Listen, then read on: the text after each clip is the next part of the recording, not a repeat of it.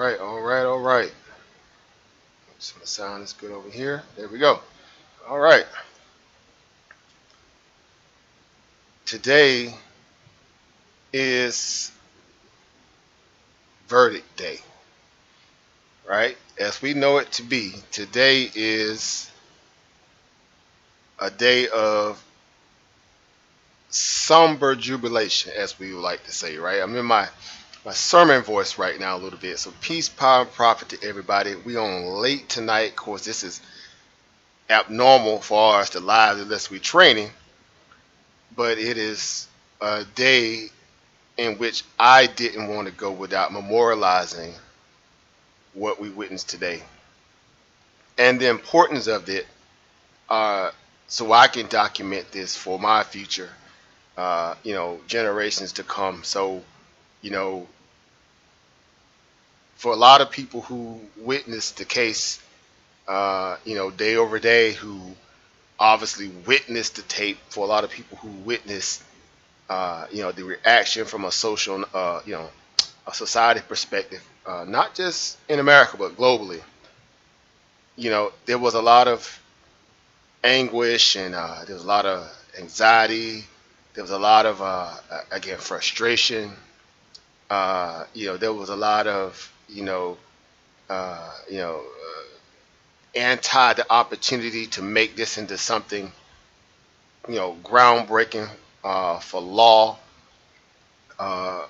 order, just the ideal of trying to remove the bandages of benign neglect in terms of how systemic racism has plagued the black community, and more so the black male in its society. We all know that the warrior class of any race is determined by its males, not its female, its male class. And we've been nothing but presented, obstacle after obstacle, no matter how the TV narrative, the media, the whatever, print media, whomever, tries to, paint a different picture as if, they're not black males out there who are just, trying to do, the best they could with what they have. You can only ensnare a people for so long before they try to find a way to not fall victim, right? You can only starve a person for so long before they try to find a way to eat, right? So reality is that what we're witnessing again today amongst many that have not got the publicity that this case has got today. All of you guys, all of you gentlemen and the sisters, your deaths are not in vain. Just wanted to come on and memorialize this in my own little way, putting it, enshrined and archived into the idea of what we know as, YouTube video, whatever. So again, shout out to the family. I know a lot of you guys didn't get the notice to that regard. I did post it to a few places, but ultimately tonight is not about stocks and bonds, right? Tonight is not about crypto. Not necessarily, in a straightforward manner, because there's always a silver lining behind every message, because the goal is to try to find a way to not be subjected, not be, penalized because of one's disposition, especially financially, number one. Being in a position where people will have to go out their way to transgress against you, in this case, the case in law, right? So again, having resources available to help your situation, that goes a long way. So shout out again to those who are, able to come through. Again, it's not so much of a big brouhaha conversation at this point. You guys seen the news enough at this point. Hey, shout out to my family, QTX Quail. I see your family. Peace, power, and profit. What's going on, family? Joe Schmo. Peace, power, and profit to you, Oba. Happy to have you in the house. Right. Again, anybody else that may be kind of hanging out late. Again, I know we're almost back to what we consider to be, business as usual, right? The reopening of America, right? So a lot of people got jobs again, right? It's no more the Friday at the next scenario where, you ain't got no jobs. You might as well just, get high on stocks and bonds tomorrow, right? For a lot of people, they got to get to bed now because kids are going back to school.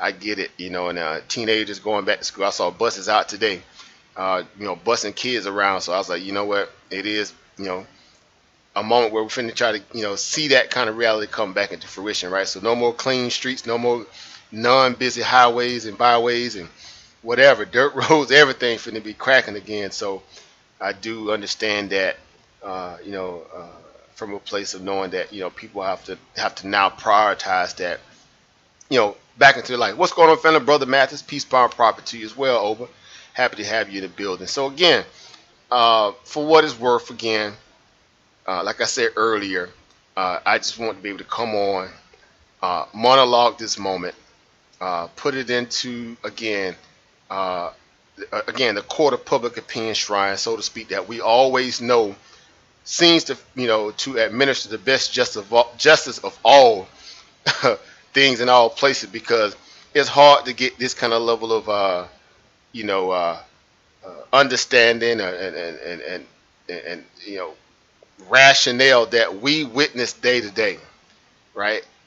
Number one, as black people as a whole in America, right? The dichotomy of being black in America, right? The pathology behind the systemic, things that are there to keep us in a position where it's hard for people to even feed themselves, right? But again, it's looked at as if you need to be Superman to be able to succeed, right? They don't tell that to the general public, for everybody that has, disdain for the black community or for the black male value in America. Oh, well, people killing people in Chicago, you need to start policing your own self. Well, again, this is the narrative of benign neglect, right? This is that reverse racism when people come out and throw stupid stats like that, not as if it, principally, obviously, is if it's not happening to a degree, but there's a lot of underlying and layers to the why there's that level of overcrowded value of, making people live in poverty on top of each other, starving them out from resources, jobs, and opportunities, forcing them to kind of fall back into a cannibalistic mentality. Again, this is all psychology, right? This is all pathology based upon the sociology, case studies that we've been conditioned into, right? Build freeways right over our communities, right? The whole nine. So again, today, America was on trial. No more so for the fact that they'll try to say it was only Derek Chauvin. He was the only perpetrator. He deserved to get all the smoke today. But ultimately, people who really, really know, not just even in America, but other nations know, even China, believe it or not, even China, obviously, who spoke out about racism in America in terms of how America treats its black citizens, this is no secret. They've been saying this for years. For years. But of course, that gets dampened and somewhat pushed to the side because now the media's, of late been trying to push this anti-black, anti-Asian rhetoric that is black people, right? No, we didn't start the coronavirus, right? We didn't come out telling people it was the China virus and all this silliness, right? This was, again, Donald Trump and all of his ilk that pushed that narrative and had Asians on red alert. But all of a sudden, they trying to make, again, the black citizen, right? Right, the culprit for all this fake anti-Asian American hate, which we know it ain't nothing but a farce, right? We know darn well that there's no anti-Asian hate when the majority of all Asian businesses are in black communities. They line the streets of black community, right? We put their kids and their families through college and all kind of different, perspectives and growth in their life. So it can't be a scenario where there's anti-black Asian. Again, the hair stores, right?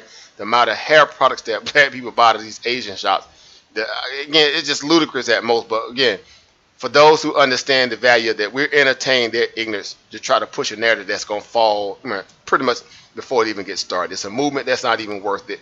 Don't align yourself with things that you know that doesn't have a concrete primary source to lead you to some kind of value of activism and change when there's nothing there, right? So beyond that, again, tonight the court of public opinion obviously speaking for the family of George Floyd, right? All those who were traumatized by this. Of course, we talk about the victims as well, who was innocent bystanders because they were victimized too. No person, no child. It was a child out there on the street corner that day in front of that store.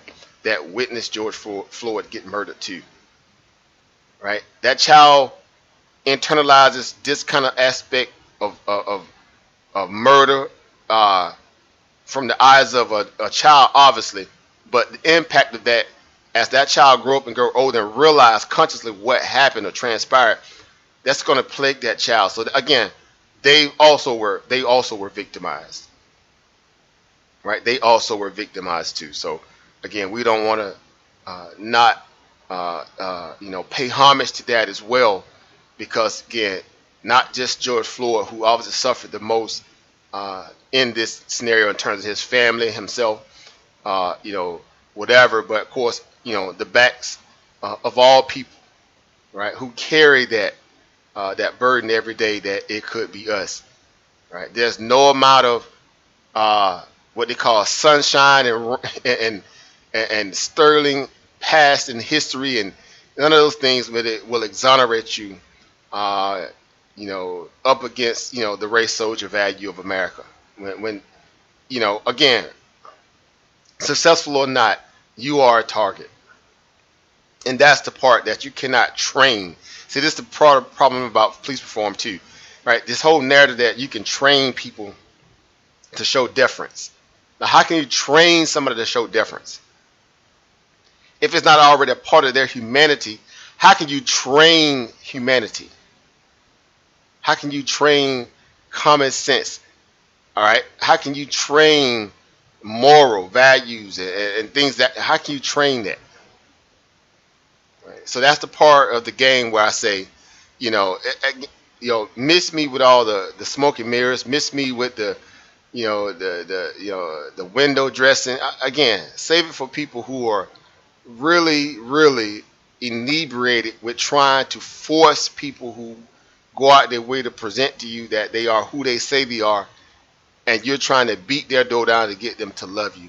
My goal is not to make people love me who despise me internally, but to shine a flashlight on the very fabric of what makes them who they are. So when I encounter people who come off flagrant in any form of fashion, I already know how to deal with that.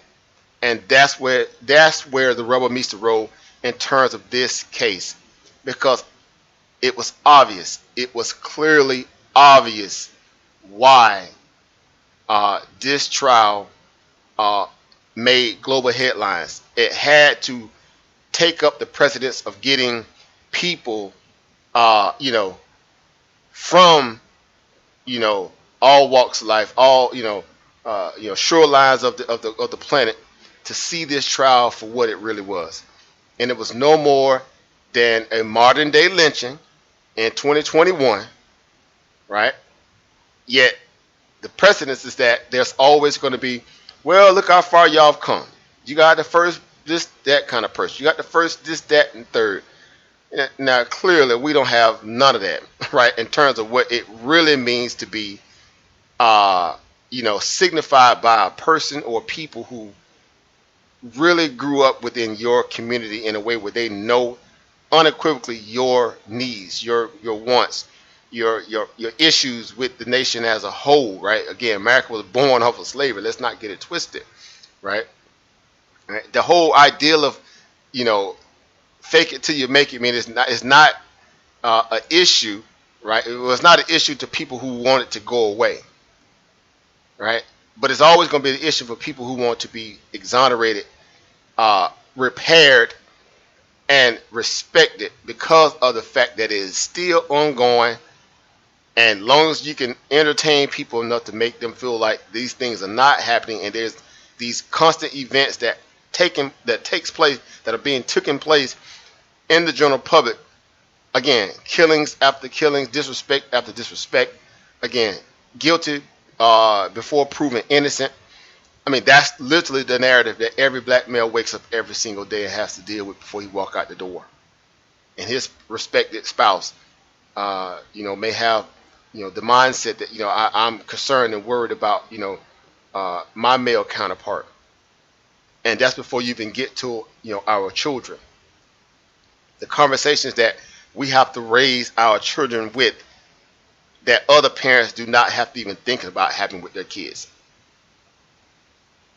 Again, people don't want to talk about that, but they want to inundate, our children's miseducation as it already is with more of the same narrative of distraction, right? Deflection. Again, teaching kids about, gender issues at 5 and 6 and 7 and 8 and 10 years old. Like, seriously? That's a deflection from understanding what the true nature of miseducation already is about. Again, it's a grooming mechanism to produce, people who will obviously rebel against it, which obviously in this case, if you rebel against their agenda, you become what? Prime candidate for the prison to school pipeline, or school to prison pipeline, as I should say, excuse me. Right? So eventually, if something was to ever happen to you and your children, they can be, labeled as, see, this is the person who pushed back against our teachings, right? Our curriculum, quote unquote, right? Our miseducation, our indoctrination. I mean, they're still, singing the Pledge of Allegiance at a lot of these schools today. Like, seriously? In 2021, you guys are going to still try to force kids to sing the Pledge of Allegiance. Like, this is not, the codes. This is not the bulk. This is not old Russia. So this ain't, seriously. But again, this is what, a lot of people is up against in this country. So I say again to everybody who value, the ideal of black culture, I say to you all, if you are of another ethnic background, what I'm saying here, the onus is not on us to prove and present to you guys that we are fathers and grandfathers and uncles and brothers and cousins, right? Law-abiding citizens, educated, whether we are or not, doesn't matter. That gives nobody this right to disrespect us.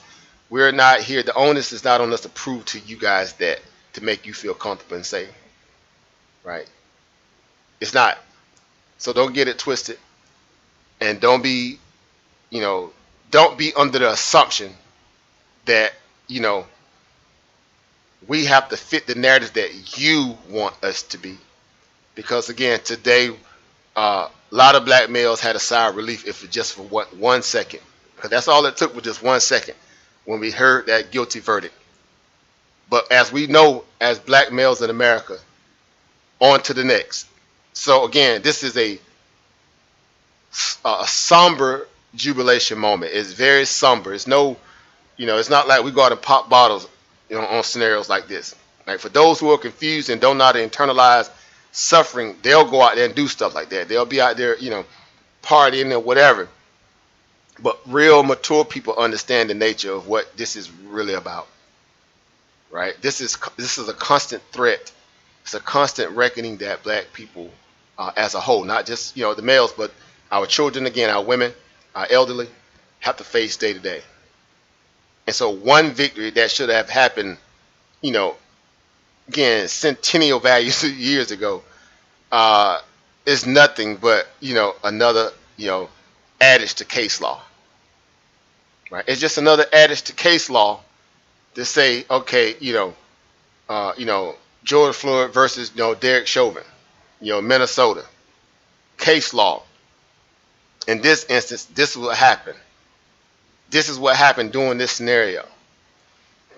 Right? This is, this was a result of how policing in America has gone under the radar as being literally death dealers for so long that the impunity value that they possess inside of their psyche shows that they have a disregard for black male life, black male civility, black male, just being, our being as a whole.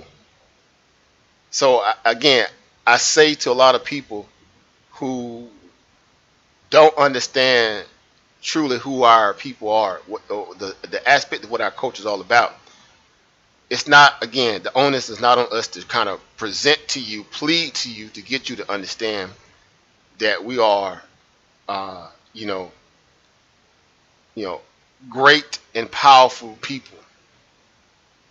Despite the situation, despite, again, the media, the talking points, the benign neglect, the ignorance that constantly spews out, again, a racist, fragile-minded individual who cannot understand our situation. So again, shout out to all the people who put in real work on the grassroots level, I should say, the grassroots level, right, and change the narrative ever so slightly, because it's not done. Work is not, done in the least. But for those who raised awareness and who did it with a point of understanding to get people to see that, we're here, to not be silenced. Don't mistake our, ability to, just go out there and speak about things that are just common to what makes you feel good. It's just going to be the common, talking value, or talking, I should say, the talking points that you're constantly coming around to get. That's not the nature of the business of dealing with real people. Real people understand that there's layers and levels to everything in life, right? And there's no scenario where there's always, people like to say, well, there's a time and place to have that conversation. Since when? There's never a moment where you should not speak truth to power. There's never a moment where you shouldn't challenge the status quo. There's never a moment you should dumb down yourself to make somebody else feel comfortable, even within your own ethnic background or your own race or your own, scenario. It just makes no sense to not speak truth to power. Period. Because if not, you're going to have a society of a lot of fugazi-minded people running around here. Again, based on what this coach is going to at this point, the way it's headed, it's going to be a plastic as, the cheapest rapper at the dollar store. That's exactly where your society is headed. Right? You have to change the narrative. You have to, again, keep the word as potent and as, politically flagrant as possible. Politically flagrant, that being, let people know that you're serious about your situation under the parameters of you're trying to get people to change, not necessarily their specific value of principle perspective about me or anybody of a black stature, but more so that it changes the one thing that it can at least at somewhat put a little pause in the mind of someone that would think about transgressing against a black person, and that is case law. That is case law. Enact legislation. The same way people have emotional reactions to things that are just one-off events, and instantly overnight all the executive orders get signed. Here it is, black people have been in this country for how many years, and they can't get, the iota of case law designated to put us in a protected class status. Know why? Because at the end of the day, it would be against America's best interest to ever show deference to black people. It would be against America, the institution, to ever show deference for black people. Why is that? Because again, there's an old saying that if you ever pull back the sheets on black people truly, the historical aspect of what black people have gone through, what it's really about in this country, it by default exposes white America. And a lot of people don't want to hear that, and a lot of people would not want to deal with that. So it's a cowardice position. It's a cowardice disposition to walk around knowing that these things exist, yet no one wants to deal with that, but everybody want to call you the angry person, or you this, or you just, you need to move on. It was, it happened. Slavery it didn't happen under my watch. I had nothing to do. Again, the talking points like that are just like seriously. But yet every year there's a memorialization of what? 9/11. Every year there's a memorialization of what? The Jewish Holocaust, right? The Asians do it with their what? Hiroshima, right? Everybody gets to memorialize their scenario, get respected coverage of it, yet black people are told to forget the biggest atrocity against mankind ever in history in terms of slavery, this, that, and the third, because again, in doing so, it dehumanizes our experience and makes us it's just, hey, that was just a one-off event. Deal with it. Yet while still imposing slavery tactics, Jim Crow 2.0 tactics on us still to date. Cutting us off from opportunity, cutting us off from resources, making it hard for a person just to even be, again, human.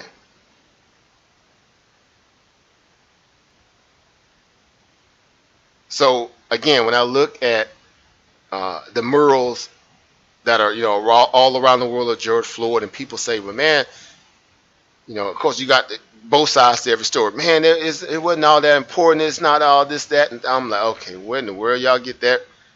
Yeah, about that. What kind of sick person do you have to be? What kind of sick person do you have to be, to look at this as if this not a big issue, right?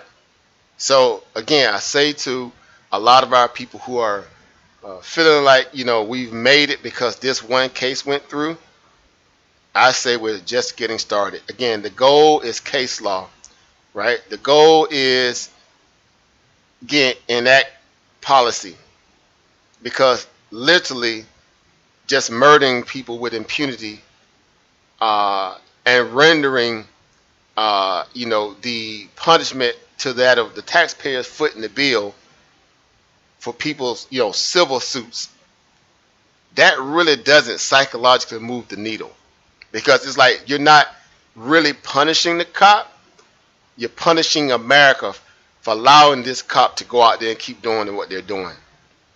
Their pensions are not getting cut, right? Their jobs in itself may be also jeopardized, but some of them even still get a chance to walk away with retirement. The latest killing that happened up there with the young guy, Dante, right? Seriously, they're so sophisticated now, meaning the Fraternal Order Police, with the value that they've also now upgraded how they are going to present certain tactics to try to lessen the blow for the officers, or to put them in a standard where they're, still somewhat protected. They're going as far as now as pretty much forcing certain people to, based upon the conditioning of the society at that point, especially in hot, what they call hot red, or what they call, very flagrant environments, or if you want to say that. I was about to call it hot zones, but it's the same thing. They're going ahead and just telling the officers outright, look, go ahead, especially if you act up in their retirement, go ahead and retire before they fire you. If you retire before they fire you, that way at least you get to keep your pension. And we'll deal with the case stuff after the fact. But at least you'll have that under your belt. Again, people are using tactics now to try to make it, again, that much of a, it just blows my mind how, again, the country as a whole still walks around today and feels as if these people are literally immune from responsibility. But it requires you have nothing but the basics of a high school education to become a police officer in this country. A high school diploma. Are you kidding me? Right? Literally, are you kidding me? America's law enforcement only needs a high school diploma to submit to become a police officer in the nation. If that ain't the most backwards, ignorant bull crap I've ever heard in my life when it comes to understanding the psychological load that people have because of their, upbringing, this, that, and third. They don't have any higher learning, understanding of diversification, even going to, maybe college and being around other people. Some people have never been around other people like that, of other races, and they go right into police force. But yet they finna try to police a culture of people that they have no clue about, because that's the ultimate problem, where you stick in these white cops in black communities and tell them white people don't live in your communities to police the people in the community that they have no ties to act respectful, to move with humility, to move with a level of understanding. That in itself is just it's, man, like seriously, right? There's no connection there. There's no sympathy there. There's no, I feel you, right? Just no. I get a chance to go run amok in somebody else's neighborhood, and act like a wild beast savage at any given moment. Run up on them just for no reason. All these, flagrant stops and just unlawful stops, search and seize. I mean, it just boils my blood that a lot of people still walk around here asleep at the wheel and don't understand the true nature, again, what racism or white supremacy is all about. The infiltration of it as a insidious, festering, virus that has always been here. That's why of late they still have yet to just really come out blatantly and call the Ku Klux Klan, white identity extremists. But yet, literally, after Mike Brown got killed or murdered, and came all this fake BS from the federal, basically the feds, saying that they're also, on watch for black identity extremists. Like, what the hell is a black identity extremist? A person that's reacting to racism? A person that's reacting to racism is a black identity extremist in America. This is by the federal law standard. Now, I'm not making this up. Like, how can you have, in itself, it just seems like an oxymoron, right? How do you have a black identity extremist? Show me black people running around here just maliciously going after law and order, going after other nations like that, other ethnic groups, just terrorizing other people. Show me that on a mass level. Anybody, please show me something like that on a mass level. Black people are reactionary people. We're reacting to the racism. We're reacting to the pathology of, hatred, bigotry, prejudice, redlining, benign neglect, etc., etc. Insert your favorite, understanding of what has been happening and has always been happening. Insert that there. Yet the ignorant, the ignorance of, again, America as a whole, who has always tried to present, let's sweep it under the rug, mentality, talking points and newsreels and publication. Again, after the fact, again, America as a whole, you're guilty until I'm proven innocent if you wear this black skin. In America, let that marinate. In America, you are guilty until proven innocent if you are a black person. Show me how many white males who have been wrongfully arrested that had to sit in prison for over 30 plus years on average. Show me the numbers of white males that had to endure that. Go. Pull up me some case law, some studies of white males who were wrongfully convicted of crimes who sat in prison for 30 plus years at a high level. Anybody?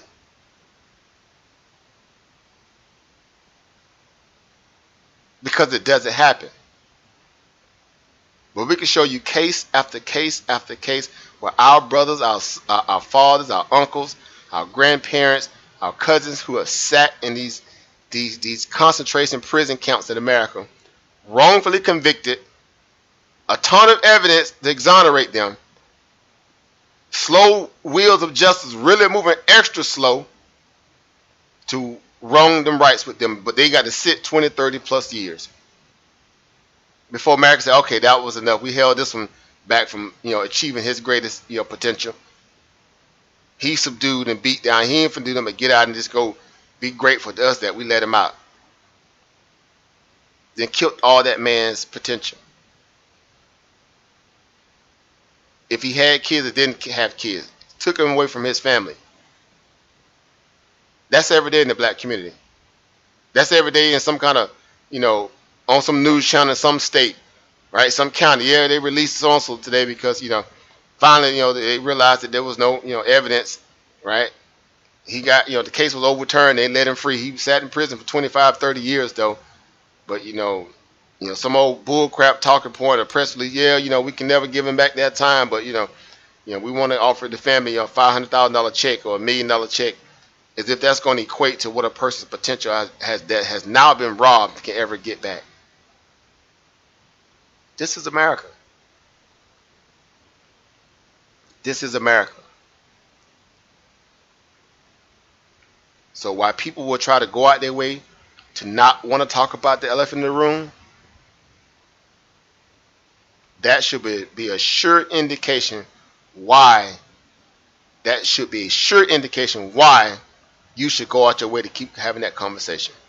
Make every insidious, hidden racist that you could ever have thought to know, whether they're in your work environment, whether they're out just in the public, or make them feel uncomfortable. Because if they feel uncomfortable, that means they're what? They're complicit.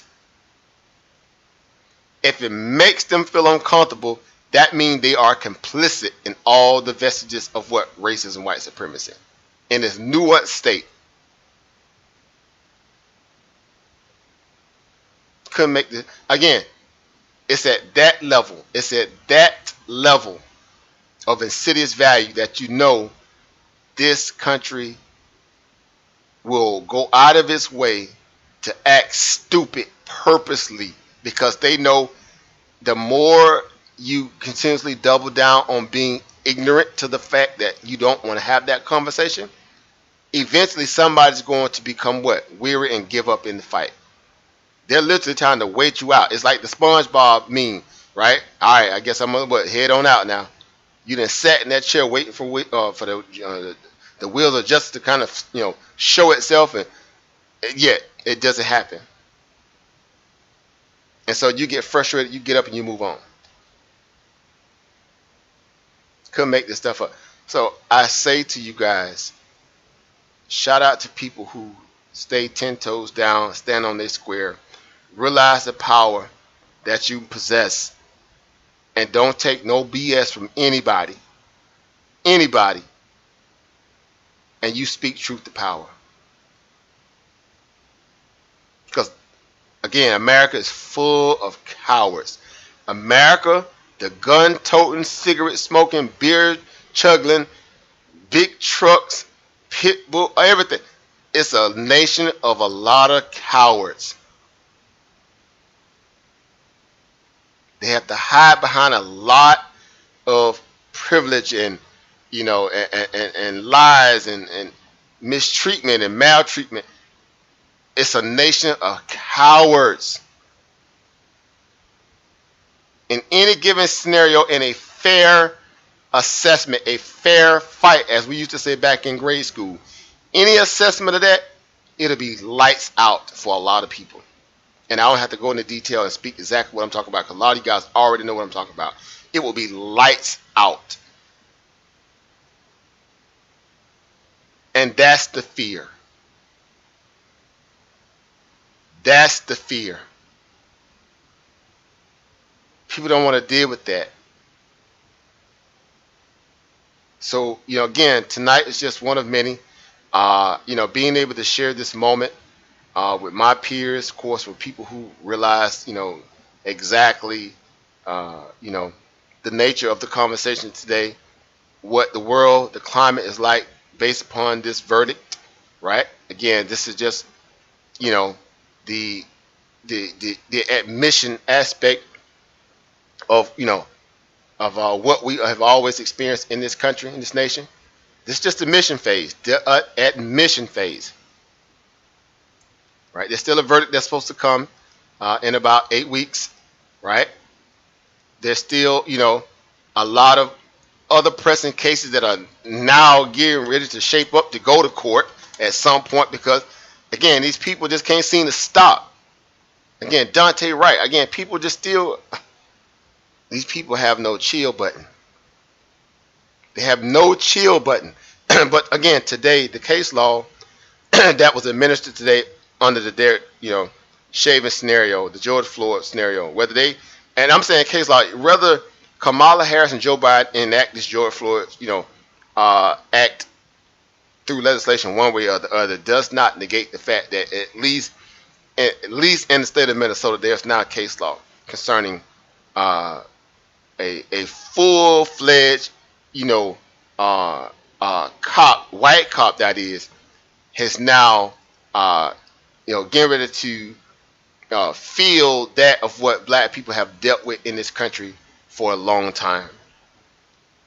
Inside its, its prison system, inside of its, concentration camps,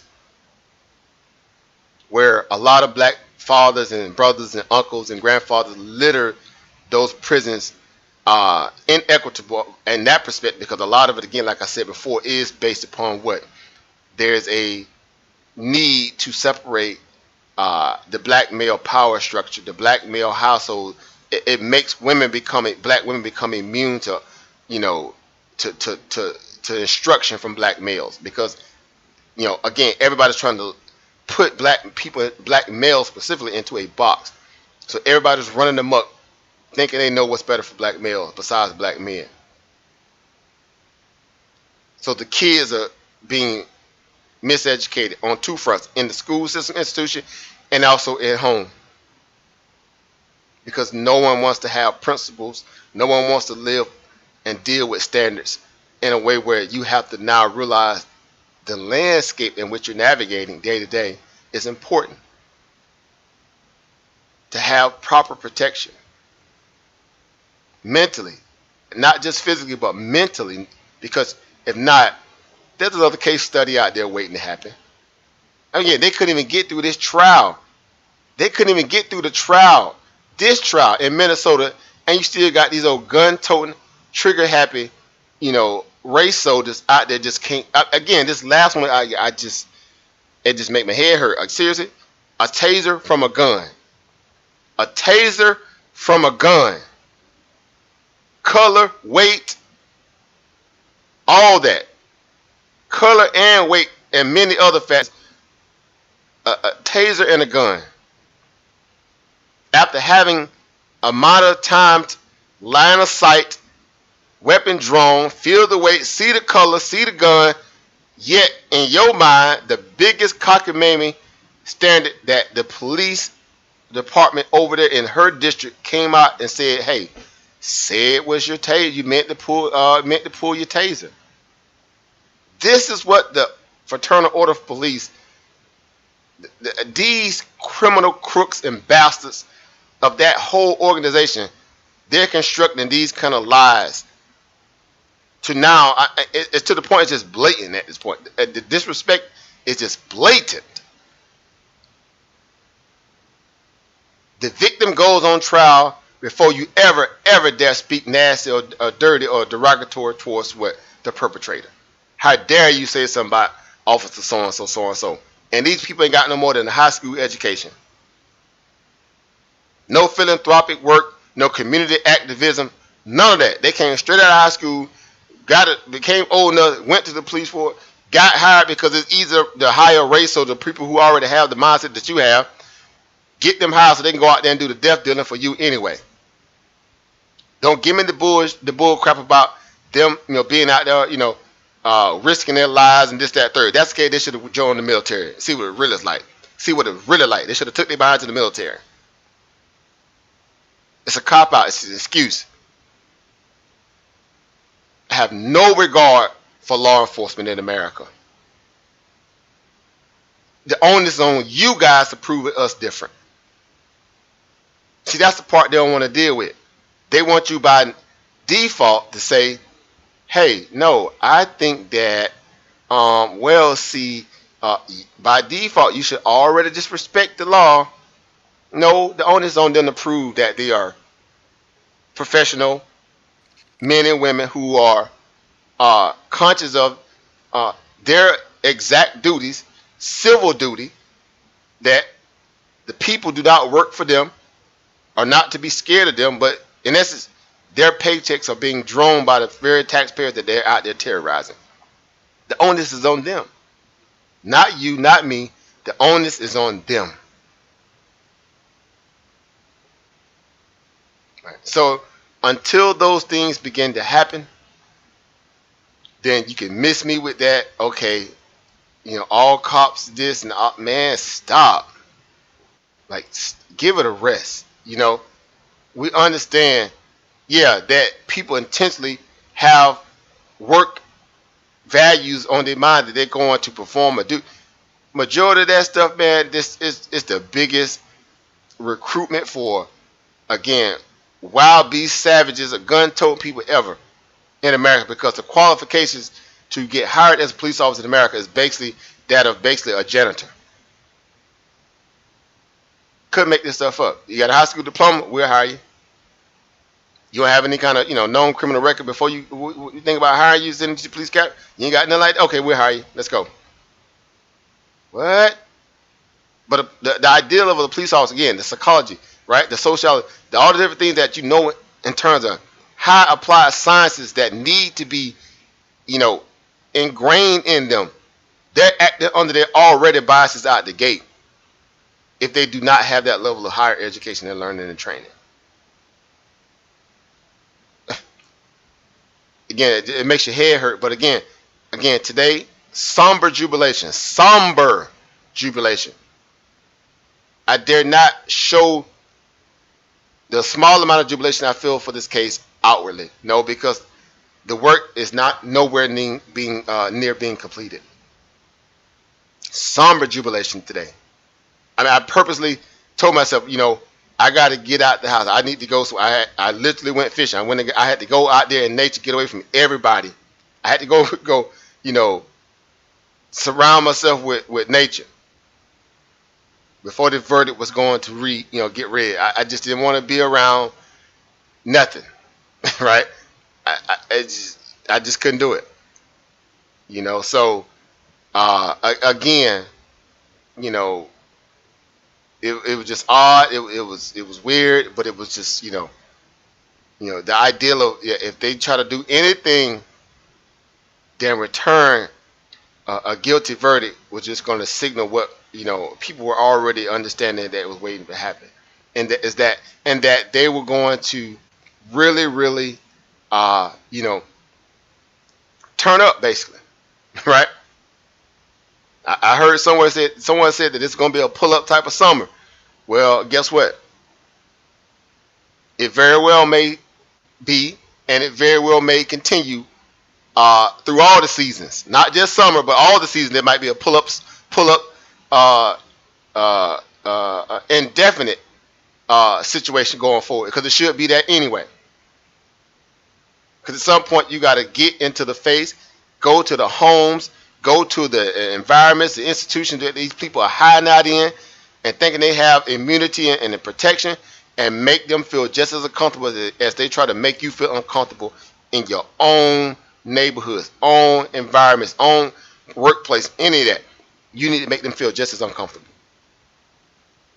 Shout out to the family down there in South Carolina that pulled up on that old dusty behind, punk behind, fake behind drill sergeant down there at Columbia, South Carolina, down there at Fort Jackson, that pulled up on him for harassing the black dude that lived in the community.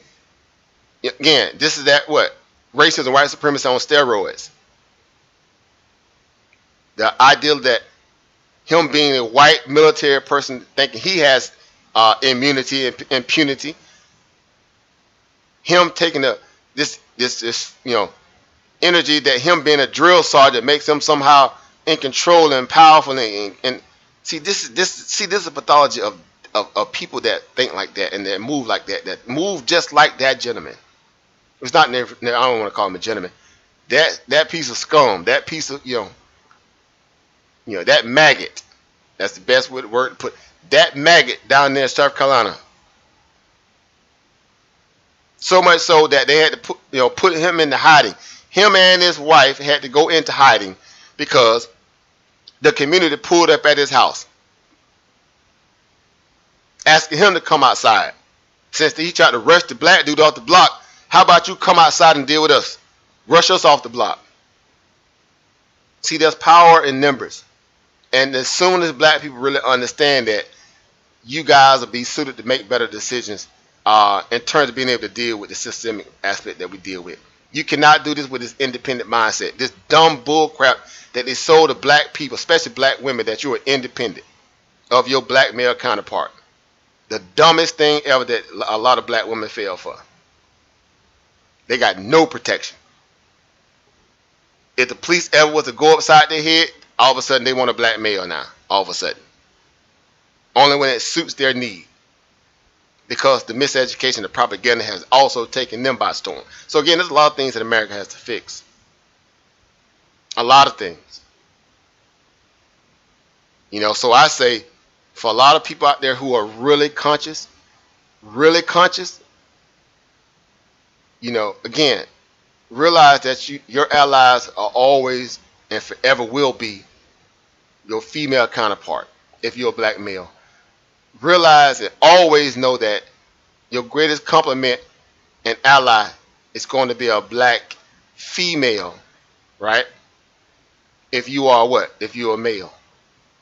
You have no other true ally than that of your what? Your natural counterpart. Stop being lied to under this multiculturalism mess that they're trying to present to you as if no, everybody no, that is in itself is just it's not even nature nature case law. Again, hyenas don't run with lions like that. They coexist in the same eco, but they don't run together through all aspects of their what? Their survival value. Again, just blows my mind how people still walk around here acting like, yo, this is kind of Alice in Wonderland mindset about how they view things. I'm like, seriously, how old you? Look, seriously. So again, tonight, again, I just had to come on and speak about this, because I know a lot of people think that we've arrived, right? We're here now. No, we're not. this man, look, this thing just getting started. We're nowhere near. Again, this is just all of the stuff that of late that's been getting caught on camera. If we dare even to begin to even think about how many of these scenarios like this that has happened that was not caught on camera, or did not get the type of press coverage, the stuff that black people been saying for like forever, like, dude, y'all just don't know. This happens all the time. Now y'all just being as hypersensitive and hyperinflating these scenarios. Like, seriously? Like, you gonna speak for me, or am I gonna have the opportunity to speak for myself? So again, today was a victory, but it was just a small battle victory. It wasn't the war. It was just a battle victory. Let's not get it twisted. Today was a battle victory. You won the battle for just today. Today, right? You didn't win the war. You won the battle for today. And it should be a reflection that every black person sits and talks to their respective counterparts, their spouses, their children, their family members, anybody that they need to have that conversation with. Because again, you can only understand how to move in sync and on code when you have the conversation that everybody needs to not act like it's just a taboo scenario to have. You hiding your head in the sand, drowning yourself in distractive things, is not going to change the fact that at any given day, if you got a black male in the house, they can receive what? Bullets.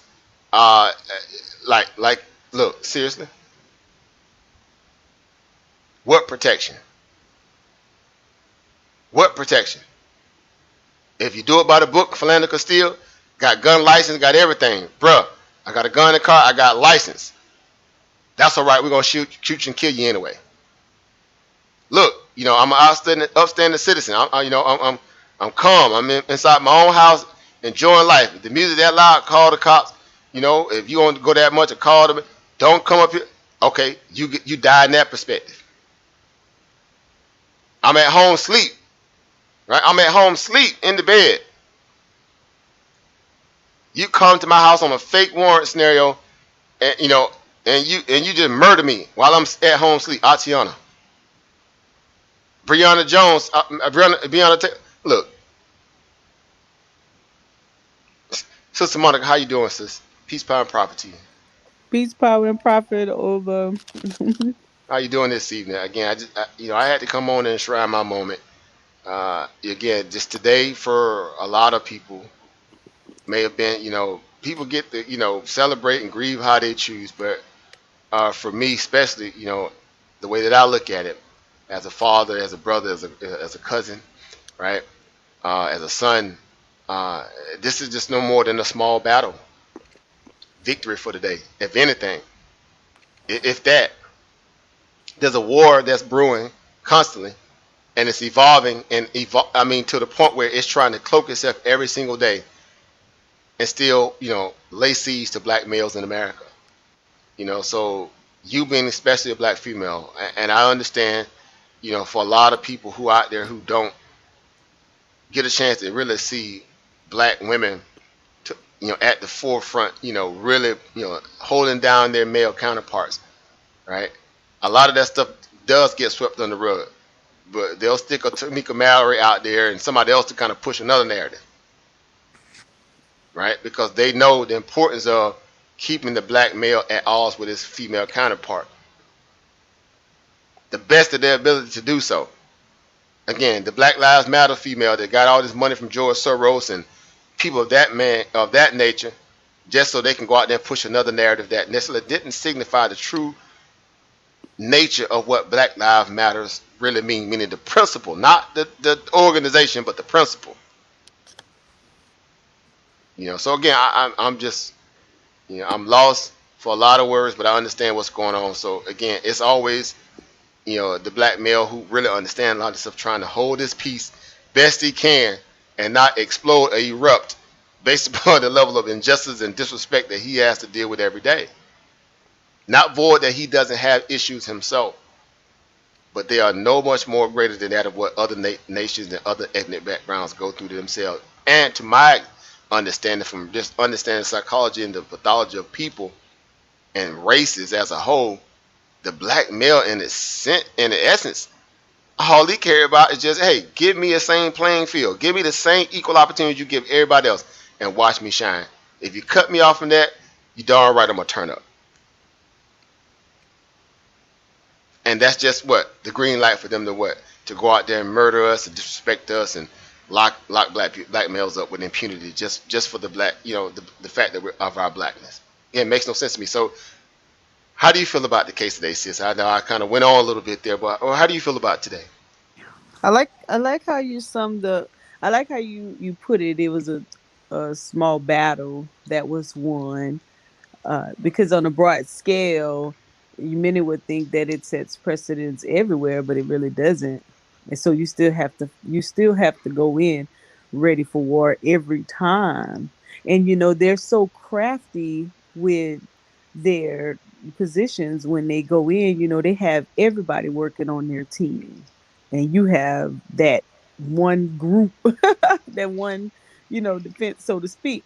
Um, and so kudos. I mean, does of course it doesn't bring George back, but I'm sure it gives some relief to the family, which is important. But in the same sense, it doesn't give us the opportunity to let our shoulders down.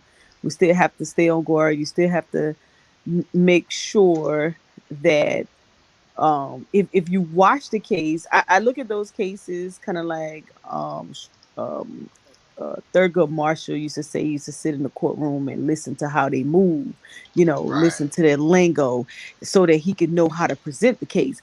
And sometimes when you're listening to a case and you're seeing how they're presenting themselves, and if you listen to other lawyers, commentary on the news or on different shows, and if you really listen carefully, you could hear people say, well, um if evidence don't present, even though it could be right in front of you, right, guilty could be, if that defense does not, discredit or present that case well, that it can really go south.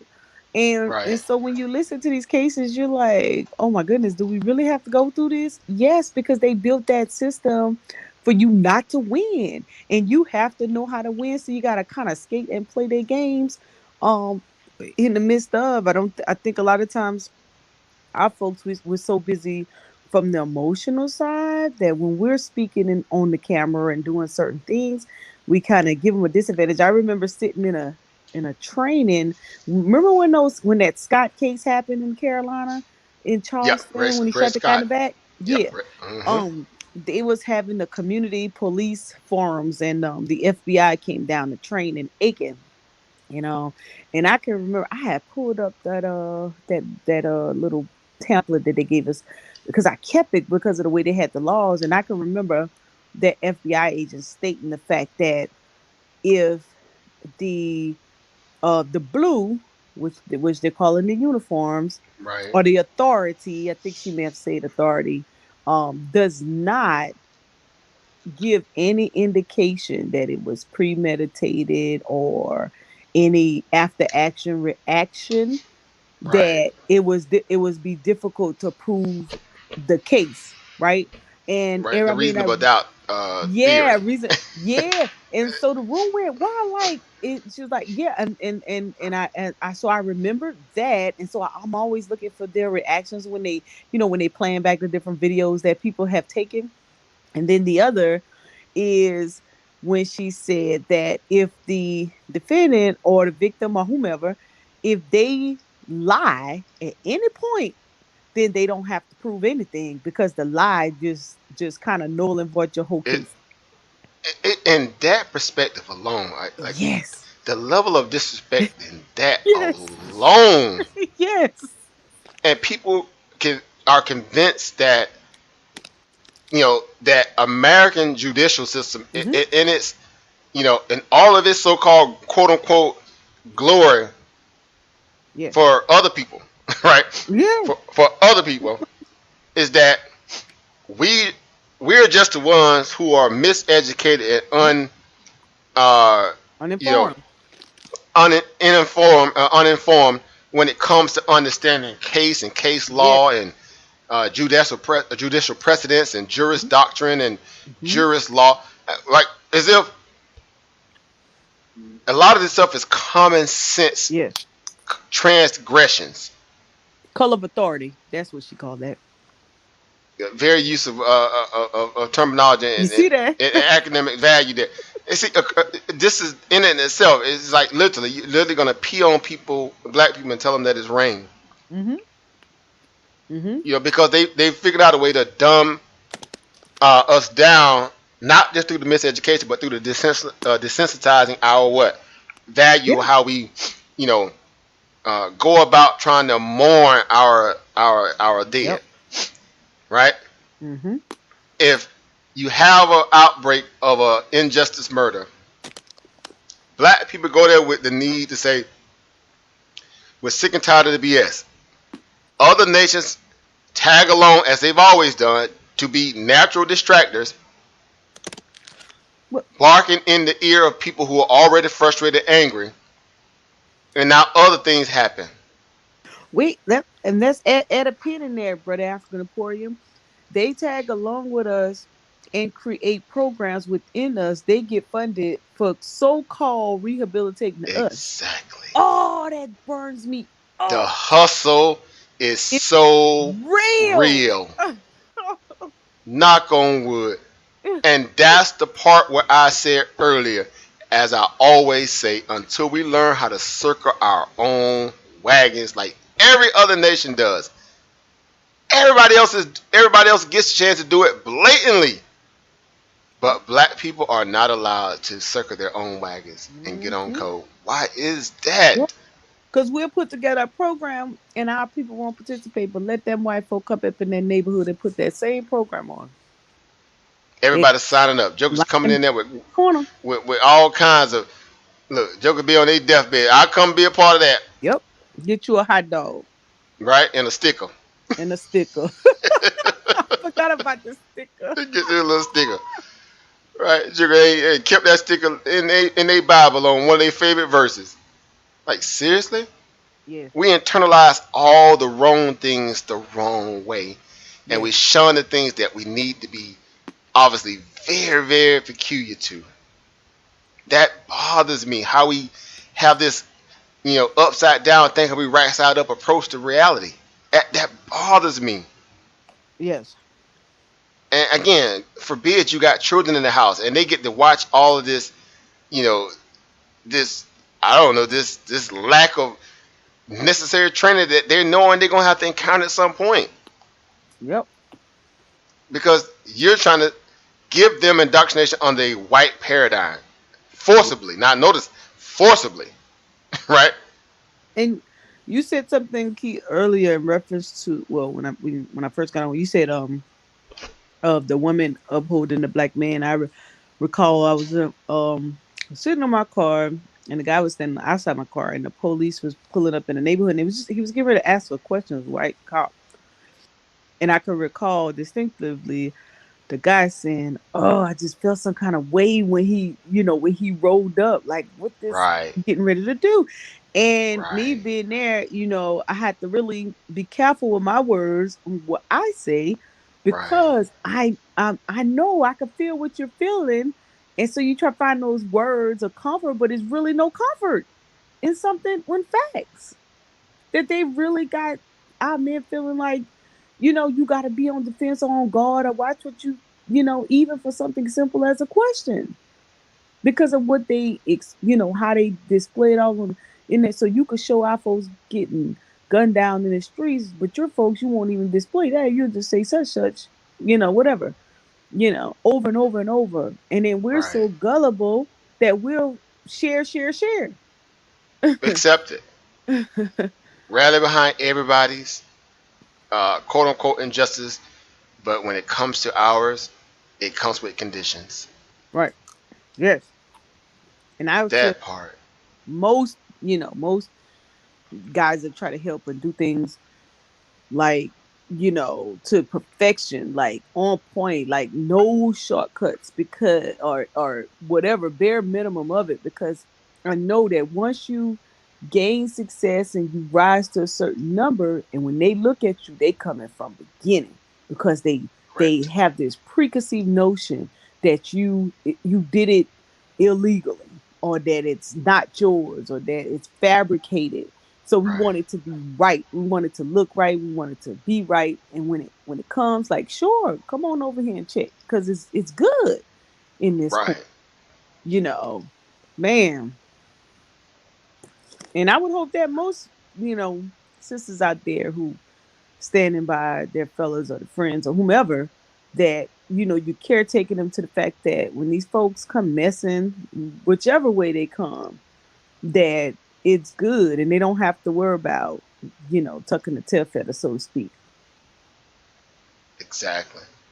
And again, a conversation that's needed, void of anybody else being in the room. Again, it goes back to the old church, Hmm. scenario back in the day where, black people could not even, preach, the Christianity doctrine, their doctrine, Hmm. unless again a white, figure was in present, right? Exactly. They were present. So this whole idea of policing you in every aspect of your life, all the natural applicable sciences of social interaction, they're policing it. Hmm. Grooming in a lot of ways, but we'll use the word for the sake of the conversation, like policing. They're grooming. Hmm. From day one. And we're comfortable with going out our way to try to accept it, to get the vantage and viewpoint from someone else about how you should look at your own self when you turn the mirror on yourself. Like where do they do that in nature? Right. I've never seen hyenas intermingling with lions and telling the lions, "Bro, you're hunting wrong. Mm. You're producing babies the wrong way. You ain't taking care of the pride the right proper way. Here it is, you the alpha species by default, by default, but yet the hyena gets to tell you,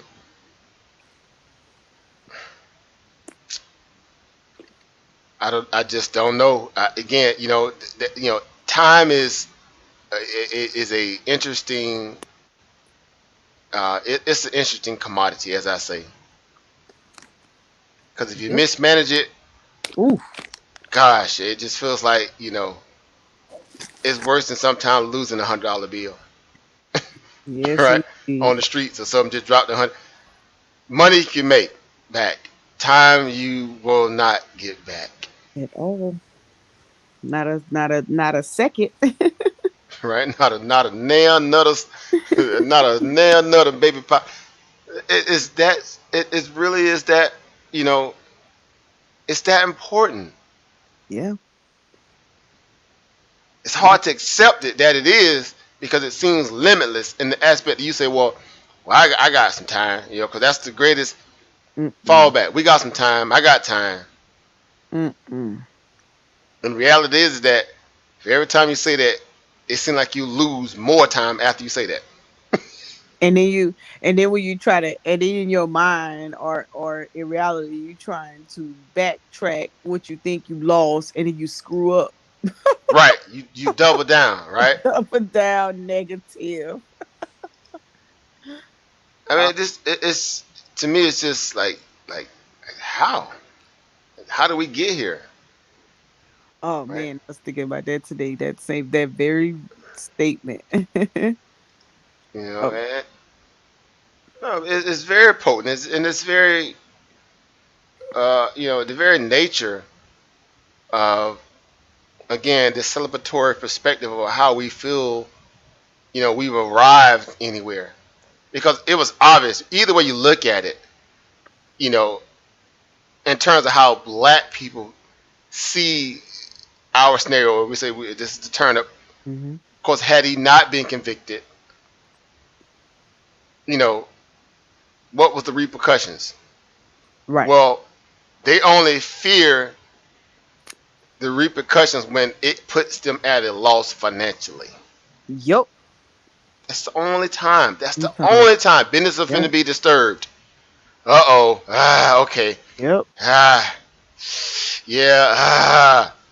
Outside of that, oh, they Hulk Yep. 2.0 No with a concern. gun on their badge, on their hip, and this little slave patrol star on their chest. Right. They, hey, look, top cop. Right. From time to time, I tune into some of the parole hearings, and this guy, they had picked him up again because he was babysitting his grandbabies, but they had him. He was erroneously charged for felony child endangerment or whatever, but they had gotten off the record. But because it was, you know how sometimes the records get all jacked up. But anyways, so he said in the hearing, he said, "So you're telling me that you know that my records have been cleared, and because I babysit my grandbaby, and some cop on the street knows that I had that charge before, that they can just pick me up every time I'm with my grandbabies and lock me up, and then I have to wait for y'all to sort it out to let me out." See, Oh man, it was tear dropping in, you know. Cause it was crazy. Cause you have knowledge of something that used to be, that was actually null and void. You put me back in the same position that I shouldn't have been in the first place because you got a vendetta against that me. part, right? Like, seriously, that Man, part. man, man, dude was like, he's like, every time I lose my job, oh man, it was crazy. It was crazy. And then this one guy, he said they locked him up. It was COVID. He's out on parole. He did the turnaround job. So he was out in Michigan. Probation people knew, they gave him the passes for him to go 3 months at a time, do the turnaround works. He was making his payments, he's making good money, he take care of his family. Pandemic hits, loses of course, everybody, job shut down pretty much. He didn't make the payments. How you lock somebody up in the pandemic and the world is shut down? Exactly. This is crazy. Dude was like, so the lawyer, which was a little white female, she was like, wait, hold up. And she recapped it all. And she was like, "Are you telling me we had a national emergency, and you calling him a bad apple, and that he's returning back to his old ways, is that when the only time in 3 years due to the pandemic he missed a payment due to the world shutting down, that you're going to slap him on the hand and lock him up?" Oh man, look, the rest of the panel couldn't. A good thing it was this particular panel. It was like 3-1 on the vote, because white man was like, yeah, he missed his payments 3 months in a row. He didn't care about no pandemic. He didn't even mention the pandemic. He didn't See, even see, time to time I listen into those so I can know how to communicate to, because I deal with that reentry stuff. right. How to communicate, because it's hard. It's very difficult to reassure our people coming out of those institutions, and based on a systematic process that they already know that has flawed, Right. keep them Right. How do hopeful. you even construct a module to deal with that? Like like they don't have what we consider to be tier, even what tier, not even tier two level uh psychologists or under that psychiatry perspective, dealing with these people, because a lot of them are there again, are there just being, they're being, Yeah. annexed to be a number to Yeah. feed the system, right? They need the money, they need the Right. kickbacks. We need to fill it. So they're in there for literally the most petty of petty Right. stuff most other people would have went home for. Right. Yeah. Or So probably wouldn't even got that far behind the gate.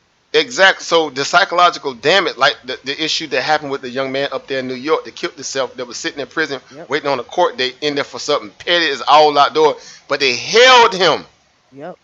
against his will, his constitutional rights and will, to the tune that he ended up taking his own life. Yep. And here it is, white folk literally raping people, killing people. The case down there in Texas with they call it the affluent case. He Yep. had affluenza. Yep. He murdered. I think he murdered. Was it another classmate or somebody?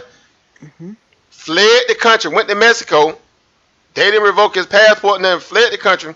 Stayed as long as he needed, and then came back when he was ready to deal with the trial and still walked Still walk. because his plea was that he was not built for prison. Mm. What? Mm. His wealthy lifestyle would not have afforded him the psychological disposition to deal with prison life. Well, we can lock up 17-year-old, 13-year-olds. What was that, Florida? Remember the Florida case? That kid Yeah, was what, 13, 12, something like that? but it's Accidentally, kill his sister or whatever. Try that kid as an adult.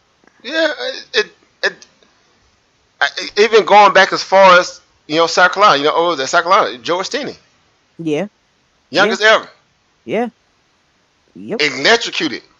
He was Yep. so tiny and small and young Yep. that the electrocution hat that they put on his head barely could. They had to put books underneath and get him up high enough to even get underneath Yeah. the execution. The execution. Well, both of them, right? Under the chair, or under him so he can be high enough to get electrocuted. Yeah. George Stinney. People need to look that story up. See Mm-hmm. when I talk about case law, see that's the kind of stuff that need to be Hmm. precedent case law. Right. Need to be part of your classes when you taking up criminal justice and all that extra stuff. Exactly, because the see if the bare minimum for a police officer to become a police officer, they had to just do juris, like a juris doctrine or juris what is it called, God, what is it called? What's the dang on course? What? It's juris it's on the tip of my tongue. Mm. I'm messed up. I'll pull up quickly, but that should be the minimum. I think it's like a 2-year course, basically. Mm-hmm. It's attached to that of criminal law, right? Mm-hmm. In terms of that bachelor's of science, or you could just get that in itself, right? As a Right. preliminary, understanding of law. Right. In itself, that should even in that perspective, it should be minimum mandatory. But again, like I said earlier, you're taking people who are literally high school graduates and putting them into that kind of scenario, Mm-hmm. right? Like seriously, Yeah. it's oof. I know. So In other nations, it's weird too because I looked around. It's like, man, so like I think Ireland and Switzerland, you have to have a bachelor of science. You have to mm-hmm. have a college degree. Mm-hmm. You have to have the minimum of a college degree. Minimum. Mm-hmm. The same way you require that of professionals in America, But you're going to have the people who are in charge of literally your life, Yep. the most radical, razor edge, borderline supremacists, giving them a badge and a gun to go out there and play, Starsky and Hutch. So I don't get it.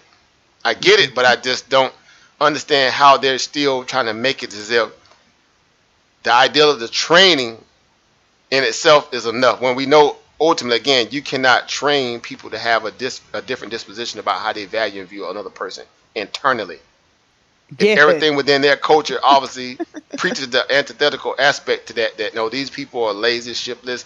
They still upset that we became free and we could not be just bossed around, lawfully any longer. Yep. So that part of their psyche hasn't changed. It has only morphed into what we know today in Jim Crow 2.0. The talking points, the benign neglect, the deny, even though they know they're faced with every kind of aspect of, that makes them look stupid and ignorant. But again, it's a numbers game. See how that worked? Again, shout out Uncle Cat. A well-organized lie. It defeats a disorganized truth. Every single time. Woo wee. That's law in America. Yep. Yep. And hey, listen, for real. We be so emotional sometimes and just upset and mad that our organization of how we deliver, goes out the window. And I think that when you think of rites of passage program or after school programs or training young men and women or adults, even for that matter, when you create an organization, those are the programs we should be creating on how to conduct yourself or how to express or how to deliver when we have to be faced with these situations. We got to be focused. You got to know what you're saying, how you're saying, how to deliver. Otherwise, you get taken for a joke, or you could cause a case. Exactly. How to delineate, right? Remember Trayvon Martin case? Oh man, that's Sharon, The young Florida. lady. Oh, She was so nonchalant. The most important piece of the case. the prosecution in Florida in that case alone was just Yeah. that Hispanic piece of Yeah. Man, just mm, mm, mm. So we got to take it more seriously. It's one thing to be, to display character, uh, like you in a social club and you chilling with your friends, and it's one thing to hit that stage, that stand, totally different. you know, and how you feel and what you think. We have this thing about us sometimes. I'm gonna do what I want, be what I want, say what I want, how I want, and if you like it or you don't like it, I'm still gonna do it. No, that's the wrong answer. It's not whether I like it if I don't like it. It's what we need. It's what you need to be doing. And it goes back to pathology, Yeah.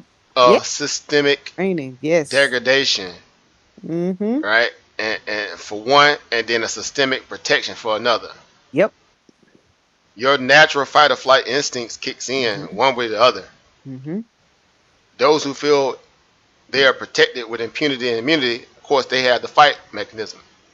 Mm-hmm. Even though under natural law, Yeah. it's game over for them. Game over. But they feel like they got the numbers game behind them, at their back. Yep. They got that kind of tailwind. It's the numbers game. More equals more. The law of averages, Yep. right? You dare not challenge us at this level because the whole world is watching. So Oh, what? We done this, that, and the third XYZ to you. You dare and not challenge us. and that's exactly how they present themselves. I dare you come in here and request a Asgard appeal, Lord. Object. Oh, object. Like, you know. So you're trying to internalize that at your most basic core humanity and convince yourself that you can navigate that, live underneath that, and still have some pride about yourself and your being, for your being. Right. Like the whole idea of having an alpha mindset is subjective if you are a black male in America, knowing that you are every personification of that behind closed doors, but out in the public, you dare not. You dare not. Because it's threatening to show a posture of intellect, the ability to orate your values thoroughly under their obviously language, barriers that they feel like you still got to master, even though that's not who you are culturally. You got to go through all these different things. You have to be the best, as the saying goes. You have to be the best black white person out there ever, if you're going to be caught up in the system at the level where you're going to be constantly in their presence. Mm-hmm. Meaning where they have somewhat stripped your sovereignty away from you in a way where you have to, feed yourself, clothe yourself, because you're making that kind of, executive decision more often than not, because we don't have the institutions to protect ourselves from that perspective. The level of the entrepreneur, inequality aspects in this country. Again, for every 1,000, for every, I think they say for every 10, for every 5 to 10 black think tanks, there's like 1,000 white think tanks. Right. Like, how you can compete against that level of aggregate data keeping and analysis, and you're trying to formulate something to build your people, your base around. But in most cases, they've already reverse engineered and copied what you have anyway, because that's the ultimate hustle. They steal what you got, reverse engineer it, and then sell it back to you more expensive, or lock you out from it, from being able to really reap the benefits of it. Again, it's as simple as how black women were out there, like we always, go out there and do something different, and we go out there. Again, the ideal of twerking when it hit big, it was ratchet, it was borderline, promiscuity culture at the most, brothel level for black people, how we looked at it. But then white folks took it and put it in a workout video and made millions off of it. Say it again. They even show it in the elderly hospice homes. Mm-hmm. Today is twerk day. Done. They pop in the tape. Here it is, some white woman teaching old people how to twerk. They just find it amusing. Oh, this just tickled me pink. We're twerking, Agnes. Mm-hmm. The black woman, you dare not take credit for that. Mm-hmm. Literally how they present it to the black woman. And we're going to make millions off of it. It's so mundane and so simplistic as, again, the parasite to host perspective, that it's not even funny. Because to take it serious would to be like I got to be out of my mind to just see this constantly happening. And then, you couldn't make this stuff up. The culture of America is black America. Hate it, like it, indifferent, upset about it, challenge it, you're not going to win that conversation. The culture is definitely black America. It's the most expensive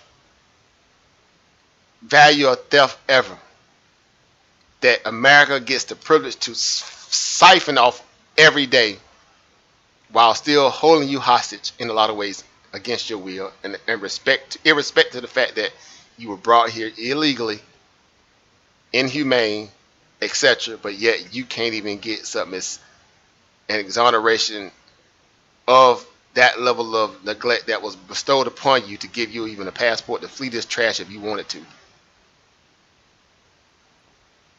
Yet we got to put together a commission to study whether or not you are deserving of reparations. Say it again. There was no commission at the level that they're doing it from the disrespect to do that for the Japanese during Hiroshima. It was none for the fact that that was Russia that beat the brakes off this so-called. It was basically, let's call it what it was, cannibalism. In terms of the Jewish scenario and the Russians. Yet America pays for Russia's transgressions against the Jewish people. How? So did y'all take part in that, or you just? So this is just sympathy money. It's money that's owed to black people that you actually transgress against them, but you're gonna give it to somebody else. Oh, okay, I get it.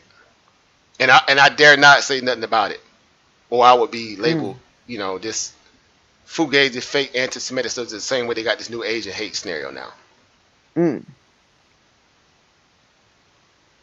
Is if you take a mashup of all cultures around the world, put them all together, as if not, they're going to be some aspects of what culture intermingling, cultural altercations, cultural fighting, cultural death. Mm-hmm. But the magnification goes on those who do not look like me. Mm-hmm. Oh, this is just the worst. How dare? How dare you? Something as simple as just nature. How dare you? So again, a battle, yeah. A war, definitely not. Definitely not. Small victory today. Small. Because if you wear it too outwardly, they're gonna think that you're content and that you're comfortable with what you got today. But you dare not Mm-hmm. ask for anything else. Mm. It's like the child-to-parent relationship. Yep. How you keep a child somewhat subdued based upon the fact that you feel like they're not, competent enough to formulate ideas and posture ideas and opportunities and thoughts that obviously reflect the level that their cognitive skills are actually proven to know that they're talking about what they're talking about at a certain point. But to you, it feels like, hey, this is a little disrespect. Yep. Just maybe you got a smart, intelligent person that knows what's going on. And in this case, again, it's worse because, again, we are adults with ample level of education in a lot of ways, in terms of the miseducation, but just understanding how to stay, shake and move like a chameleon in this country. Has proven that the black man is the most educated person literally ever because he has to figure out a way to survive in every snare, trap, blockade, obstacle, whatever. He has to survive that every day. Try living like that every single day.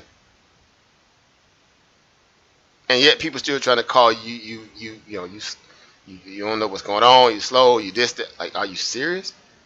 Come navigate my life for a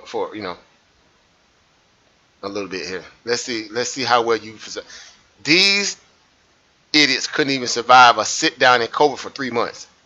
Mm. It all went wow. 3 months they were already offing themselves, crying, whining, God. ready to kill people, ready to load, buying ammo and guns as if like this, World War III behind a virus. Yeah.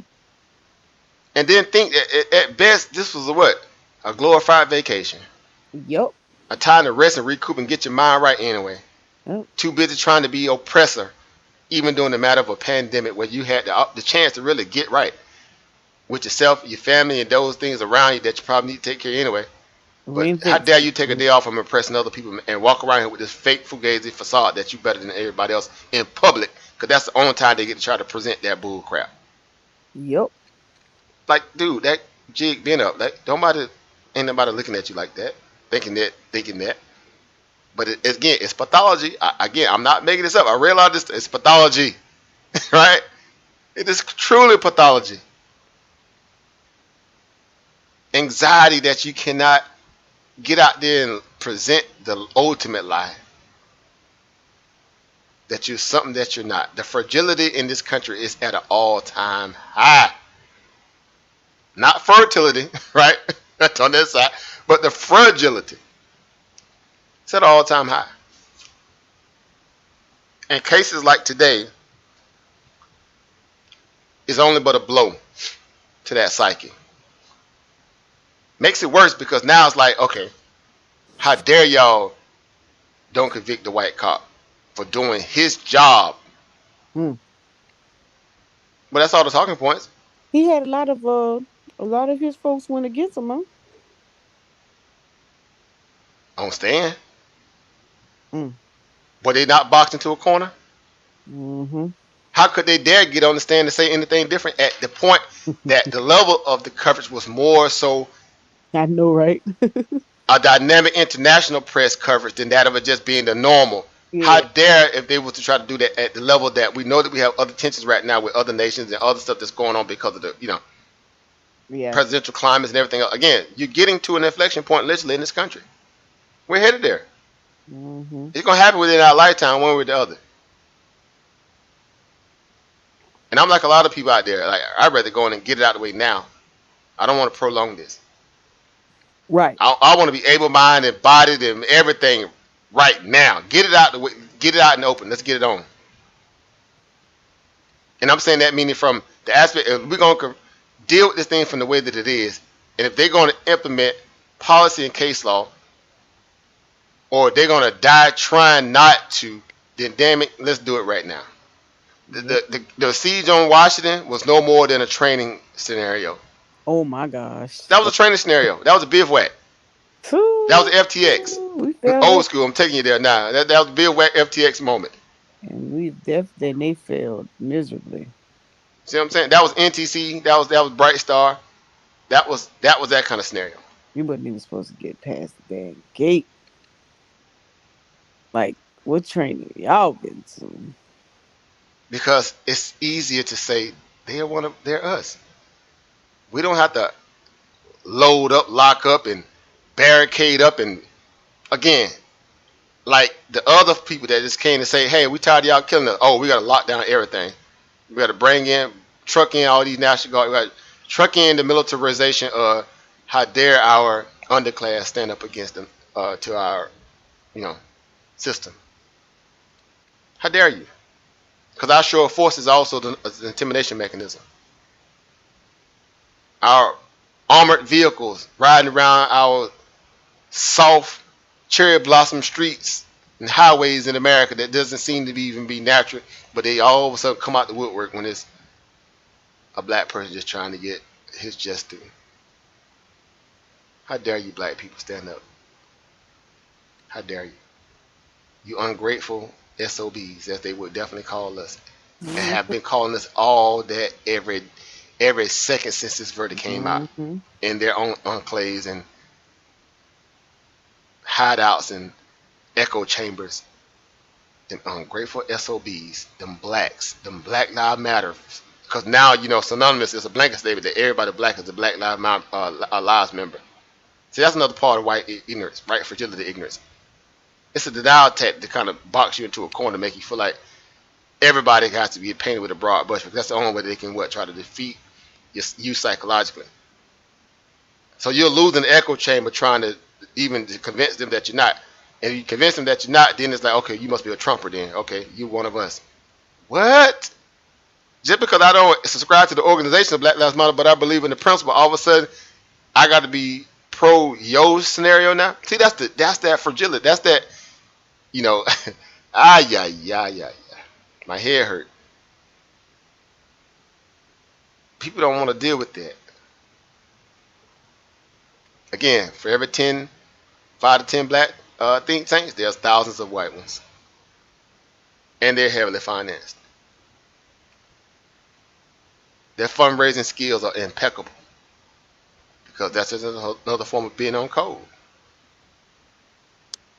Well, I give 100 to the cause all day, every day. I get it back on tax kickback. Some privilege down the line, I get a kickback on it. I'm doing my civic duty. Did not Kyle Rittenhouse get how much they donated? Raised money for him. They donated how much for Kyle Rittenhouse? Remember that just came out the other day. Did you see that report that came out? I think it was on the Dress report, one of those reports where they came out, they exposed some policemen that donated money to Kyle Rittenhouse. Employed policemen donated to this guy. To us, it ain't nothing new though, right? They always done that. Okay, if it wasn't enough disrespect, what happened down in South Carolina when Dylan Roof? Oh my God, he went to Burger King. They raised money for him too. Police unions, Yep. cops, And soldiers, even military people in the military donated money to Dylan Roof. and he was when he came in the court, they had him behind a bulletproof glass. He had protection at his cell. He had a vest on, everything. The vest. I'm like, Oh my goodness. Oh my goodness. I remember that like it was yesterday. How blatant can a disrespect become at this point? What else have you seen yet? Hmm. Coach Murray, come through, Oba. How you feeling tonight, brother? How you doing? I don't know how to feel no more. I second that. I I don't know. second that. I don't know how to feel anymore.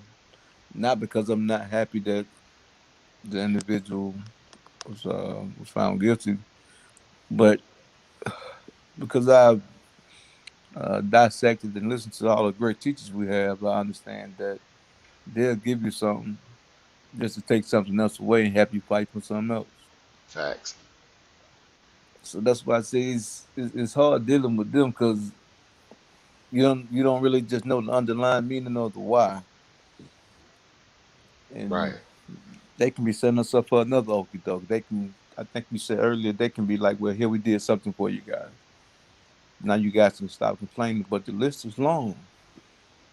The list is long. The list is Emmett Till long. Joy Steny long. And Yeah, so many exactly. more. It's George. The Yes, George Stennett is that long. So are we to now just? I mean, clap and be all up in arms? That's what I'm saying. You don't know how to feel. You don't know how to feel, right. man. But I'm not surprised by anything these Europeans do, though. That don't surprise me. See, that's the part right there where I tell people a lot because again, we know that there's a buffer class that separates us from getting true policy and implication of legislation because we have gatekeepers like they have gatekeepers. The tension behind our gatekeepers is even more insidious than ever though because the fact that they know their submission and blockage is helping the other team cause them even more pain than the small trinkets that they're actually getting just for being acknowledged as someone who's a little bit more better than the rest. You're not one of them types, Jimmy, right? You're not one of those type, Darnell.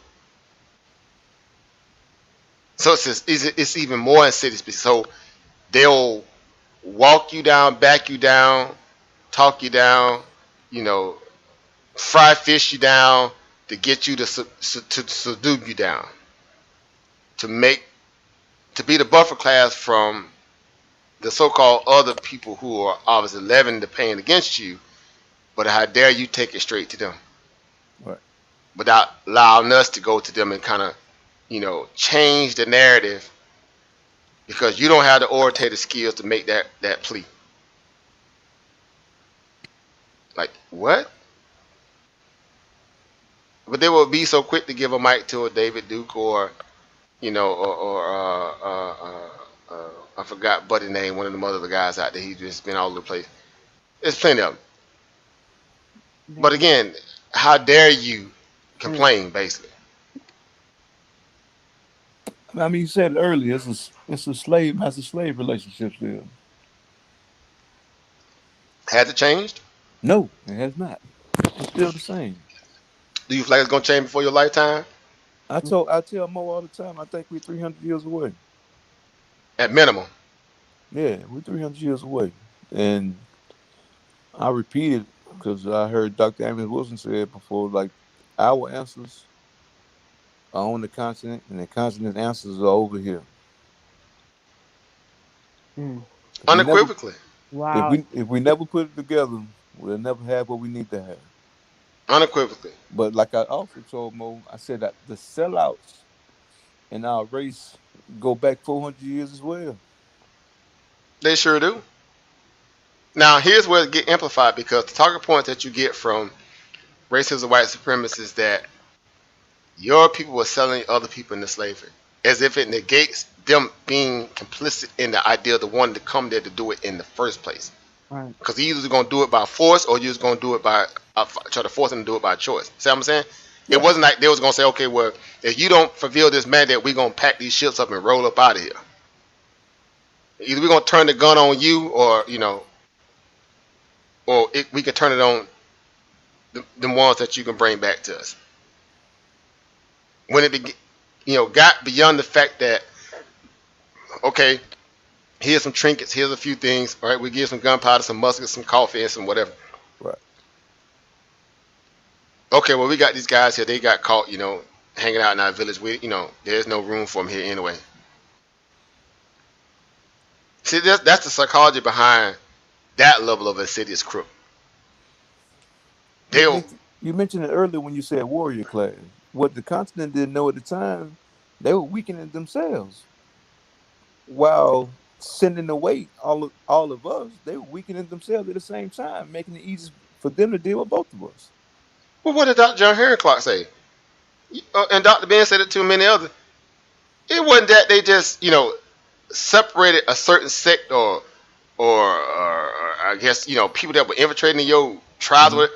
No, it took away some of Africa's greatest farmers, Right. doctors, Right. the people of intricate skill sets. Cream of the crop. It thinned out that echelon. Right. I totally agree. Yeah, no doubt. Like, like, and it got amplified over here because of the fact that it was more of a, like anything. Again, you put something in a corner, back into a corner, it's gonna find a way to. Its natural instinct will kick in. It actually produces a more a hybrid being that's actually even more of a chameleon and more flexible than that of the homegrown homogenous perspective of where it just came from. Because we already know, like anything, trial by fire, that whole terminology, trial by fire. Well, I'd be danged if we didn't get trial by fire, by castration, by rape, by mutilation, by you name it. Yet we survived. They went to Tasmania and wiped out every last Tasmanian on that island. Right. Think about that. It's some races didn't come back from colonialism Right. or racism, white supremacy. They got completely extinct. How does a walking bipedal, quote unquote, Homo sapiens sapien exterminates or extincts the entire other human race? Well, you said it earlier. Parasite. Parasites do that. See how that works? Parasites do that. People don't want to have that conversation, Coach. Sister Monica, they don't want to have that conversation. You know why? No. Because it would be like, you know what? Again, the idea that, like I think Dr. John Henry Clark said it, if you pull back the layers on black people, I think also Dr. Asa here and many others, definitely John Jackson, many have also echoed it too and said it too. If you pull back the layers on black people, it automatically exposes white folk. Dr. Frances Cress Welsing, of course, AIP to the ancestors. Her whole entire body of work, life's work, was detailed to just that.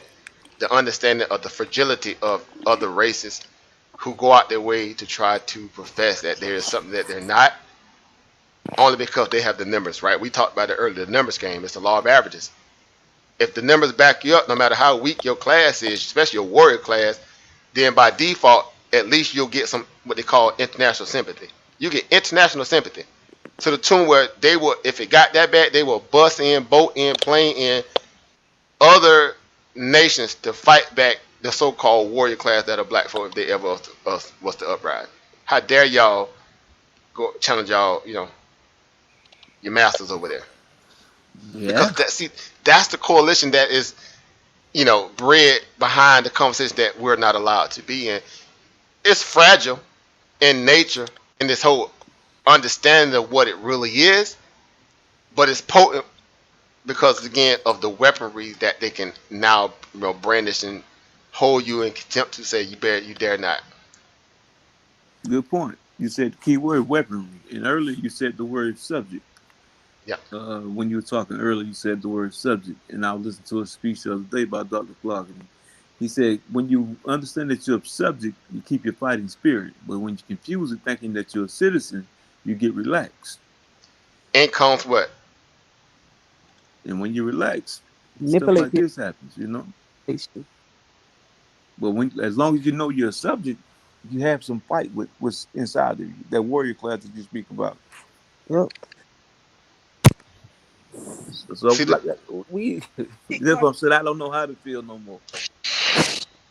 because our pacifiers are what? Are many. Yeah. Oh goodness. They're many. Oh my goodness. Too many in the name almost. Yeah. Stay alert, stay alive.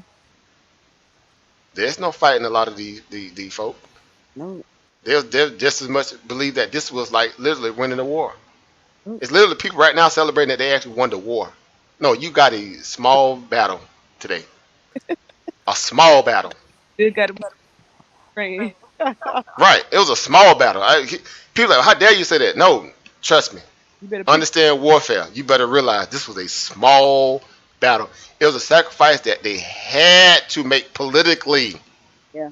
And Yeah. because the ramifications on the international level and homestead was just too great at this point. See, sometimes it's all about timing. People see this is how it is the nature of racist white supremacy. It's cyclical. Oh, hey, I bet they said when they, You breaking up, Sister Mel. huh? I'm You breaking. breaking up. I'm breaking up. Yeah, I I keep can't you. hear me. I said, and I bet when the young lady did what she did, I bet they was like, "Damn, not right now, not right now." This is the Which wrong one? What you about? Who the did you? taser, the taser. Yeah. The I taser. forgot her name. Yeah, Something. I don't even want to yeah, know her name. right. I bet they was like, "No, but a not cop just shot a girl and a young lady in Columbus, Ohio today. what." Well, ain't nothing stopping. But you know what? Disrespect even more so over is the fact that, of course, like I said, we talking about the axis in the state of Minnesota. Minnesota always had a dark racist history. Ain't nothing new there, Right, right, right. right? Again, Michigan, Minnesota, them areas, don't get twisted. Yeah, okay. Them much goes up there. All right. In the mountains You somewhere. had three high-profile scenarios. Philando Castile was in Minnesota. Okay. Right. Yep. See, people you forgot that Yep. he was 100% by the law up and down the book and still got murked. Yeah, God. I got license, everything. Got my gun in the car. I ain't doing nothing. You finna stop me for what? Busted tail light or something like that? Some simple, stupid stuff like that. Out like, and it turned into a death sentence. Mm-hmm. A simple traffic stop turns into a potential death sentence. Mm-hmm. These folks got no chill. Well, Mo know this. Like I think it was last February. I was in Hoover, Alabama, and Man, they that even itself sound dangerous. they claim I was evading police, but I was driving the speed limit. So they finally get my attention. Somebody pull on beside of me, so I pull over. Man, 8 police officers jump out on me with guns drawn. See, see, I'm like, What the hell y'all doing? Are you evading police? How? I'm driving the speed limit. see. Like this took place last year. I can believe it. Bro, Mm-hmm. I got a rap sheet of incidents. So I mean, again, man, I'm looking at them like they're crazy because I don't have any drugs, I don't have any dope, I don't have any money, I don't have anything that I need to be evading you guys for. But The, ultimately, it got through out of court. But that's mm. what I'm saying. Like, you never can tell with these people, man. But the fact that you have to present Yeah. that aspect of your legality to supersede you beyond the fact that your citizenship value alone should be enough to say, hey, this is should be no more than a routine scenario if it even was warranted at that level. Obviously, for whatever the case, I'm pretty sure it probably wasn't. Understanding just the demographic in terms of where you was at, just in general, it just begs to understand that again when you look at the pathology of America, it's more Yeah. hard hitting stakes alone. You already know. Again, the ideal of sundown towns in 2021 is not too far from reality still. Right. Yeah. I agree with When that. they pulled I never did pull my brother over. They was in town and when we pulled up, the guy come over. He said, "Um, why did you guys come?" And I said, "My brother called us." He was like, "Why do you think he called?" I said, "Cause there's 8 of y'all." It wasn't crazy. He got on that phone quick and called. He was like, "Oh, cause I jumped the curve." He was like, "Well, what was that about?" I said, "Shit, I was trying to hurry up and get here to make sure y'all ain't do nothing crazy." It was obvious. So, I guess all eyes they was just like got another call and it was like, "All right, man, just get from under the wheel and let somebody else try." Anybody else got license? And then they rolled out. I mean, they were deep. They were deep. They thought it was funny. Why we didn't think it was funny? Cause we like why they saw all these people rolled up shit. We rolled up deep too. Like, hold on, you know. But that's what they do, and it's crazy because right before the pandemic, so as soon as they what kind of open up or whatever, I guess you want to call it, we back to the shenanigans. Back to the shenanigans. See, people can't So, wait to get out there and inflict pain on us. That yeah. was funny. See, this how people. I know people sleep at the wheel because again, today was just a small victory, and it happened at a point where people couldn't really turn up like they wanted to anyway. Not so much the black folk, but white folk because they was what locked down. Yep. They had to weather this one here behind their computers. They had the keyboard warrior their way through this here for the Mm-hmm. most part. Mm-hmm. Couldn't get it right. For the most part, right? All it did was just bread what FBI agents are already known and been known about these enclaves, these echo chambers of how this stuff has brewed itself even more so. You think about QAnon? Are you kidding me? Mm. It's been that kind of sect of society since time immemorial in this country. It only became more of a bigger issue when they turned it on what? They cannibalized themselves a little bit. Yep. Yep. Due to their frustrations. And they cannibalized themselves. They've always done that. That ego. See, people fail to realize. On camera, when they get boastful. On camera, we're like, I don't care if you got Right. the camera, I'm gonna do it anyway. And that's Right. when he had his knee on George Floyd's neck, and you got all those folks out there with them cameras. He did not care. He was just like, yeah, whatever, and they get up like nothing. Like What did Paul Mooney say? What did the great elder Paul Mooney say? He got the what? Complexion for the protection. Yeah. Yeah. When you got the complexion for the protection and the impunity clause already supersedes you by default, the burden of proof is never on again. Not necessarily the officer, the job, the profession, but the white male that's willing it. The burden of proof is never on him. It's always going to be on either the dead victim, if they're able to kill it and pull it off, or the one that escapes, that gets to tell a story. Because rarely do you get the chance to see one of our people tell that story. They came near death and get a chance to go before a scenario and say, hey, this is what I experienced. The trauma. It's easy to put somebody on trial when they're in the casket. No doubt about it. But that's the thing. Are we waiting on them to let go of their system? Hell, no, there's no law that's going to change that. Reality. I was saying that earlier too when I came on earlier. I said, case law and policy and legislation, it's just but turning the curve to a degree, or a stepping stone to a degree, to implement some kind of layer. Now, small as it may be, but a layer of pause, not necessarily the corrective action. At most, at best, it will be no more than a secondary pause. Okay, if I go in and murk this Negro tonight, okay, they might hit me with the dead shaving law. Okay, anyway, I don't care. I'll take my chances. This Tupelo, Mississippi. Right? Pause. At most. Well, you pulled the trigger before. That's a hell of a pause you're talking about. You see what I'm saying? Now, that's interesting because I spoke about that earlier too, even with old girl that murked our brother Dante. You mistake a taser for a pistol. I never mistaken a pen for a pencil. And that seems to be the most synonymous, value or ubiquitous tool that everybody, have around them at all times. Yeah. The natural feel, your body is in itself is a receptacle of memory and intelligence. It know what it's touching, right? Touch, taste, smell, hearing. You telling me you rudimentary with it. You going all the way back to caveman years. You got introduced to a piece of steel and you've been used to wood all the time. Oh, I got a steel club now. Oh, yo, finna get it today. I'm gonna bop it across the head. Big time now. Man. Yeah, I'm not buying it. Not the 1 iota buying that. I'm not buying it, man. But I just don't see them turning it on themselves. You know what's interesting? It seems like if you start talking about law and policy, I just don't see them turning on themselves to put themselves on the chopping block. But you know what's interesting about that too?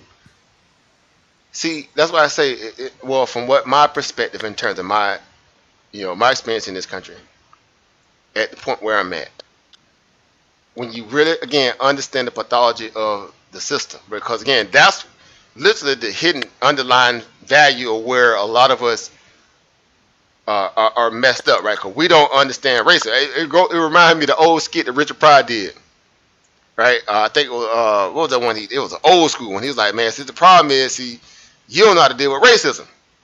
He was speaking about this black guy that couldn't, whatever, couldn't get right, whatever, right? Mm-hmm. And a lot of people, in essence, don't know how to deal with it because it's such an intricate web, right? Again, I came in on early. I was speaking about it and things. So some other kind of felt in the block, in the saying when we say a well organized lie definitely defeats a disorganized truth. Right. And it's backed by its irrelevant. The irrelevancy of it is backed by an echo chamber of think tank of resources. I heard that part. Right. You know what I'm saying? So, in essence, we'll throw one to the wolves when we are backed into a corner. Only if it's at no point where we can see ourselves out of this. Not that we are admitting guilt at any level, but we're just saying we're going to no dolo this one here, we're going to no contest this one here. Only for the fact that it's easy for us, and we're getting ready to open back up. Do we want to open back up with civil unrest? With black folk burning it down before we even open back up? So it was a chess move. It was no other what? It was no other alternative. They call it what? Tina. Yeah, the chess move. You hear the word Tina coming out of their mouth, you know what that means. There is no other alternative. Literally, chess move. Yeah. There was nothing else. It was so blatant that everybody was already preconceived whether you was on both sides of the fence. You knew it for what it was, even though you still had to double down on your racism, if you were that kind of blatant one. But for the ones who still straddled the fence, reaping the benefits of the privileges, yet not necessarily denouncing it, but also administering the fact that we know it's relevant, they knew, even at that point, that if they don't do this scenario right, it's going to cost me money. See, it's about detachment to the inanimate object.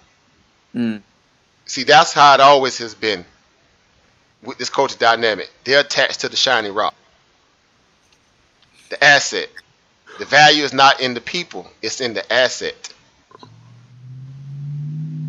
That's a pathology that's always been present because of what? The lack thereof from a historical perspective. See, that's the part again where John Henry Clark has said, you want to pull back the layers on race and white supremacy, really get to digging into black people. On both continents, Africa and in America. It leads you back to this very nature and the fabric of the people who are what you're dealing with today. These were the same people that were rioting and rebelling against the crown. That's how they ended up over here. Right. Now they want you to take the moral high ground and tell you how dare you riot and do all that stuff when they were just getting oppressed by religion. No doubt. Yeah. Religion. Yeah, that's a heck of a point, and I pondered that a whole lot. Like you guys took a whole continent from some people because you didn't like what was going down in your neck of the woods. So y'all took a whole continent from somebody, and you want to you can never square that. No, yeah, they got reservations, but you can never square that. 3 continents, be exact. Yeah, you can never square that. That's not squareable. No way, no form, fashion. Nah, you can't square that, man. So the narrative that they'll put out there versus the narrative that they live by are totally 2 different things. But we buy a hook, line, and sinker every time, though. Because it's easier to defer and deflect than to do your real, true cultural duty. You ever think about? You ever look at the when you look at the libraries, like the Library of Congress or just law, just in general, the books and just all of that data, you ever just think like who really has their hand wrapped around it? Like you gotta really.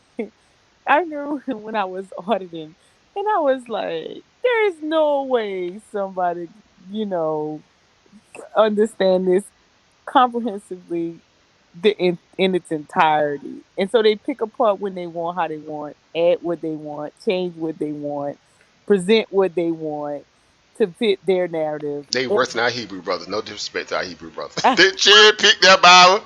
They gonna cherry pick that Bible to the best of their ability, bro. I'm gonna cherry pick this thing to my talking point.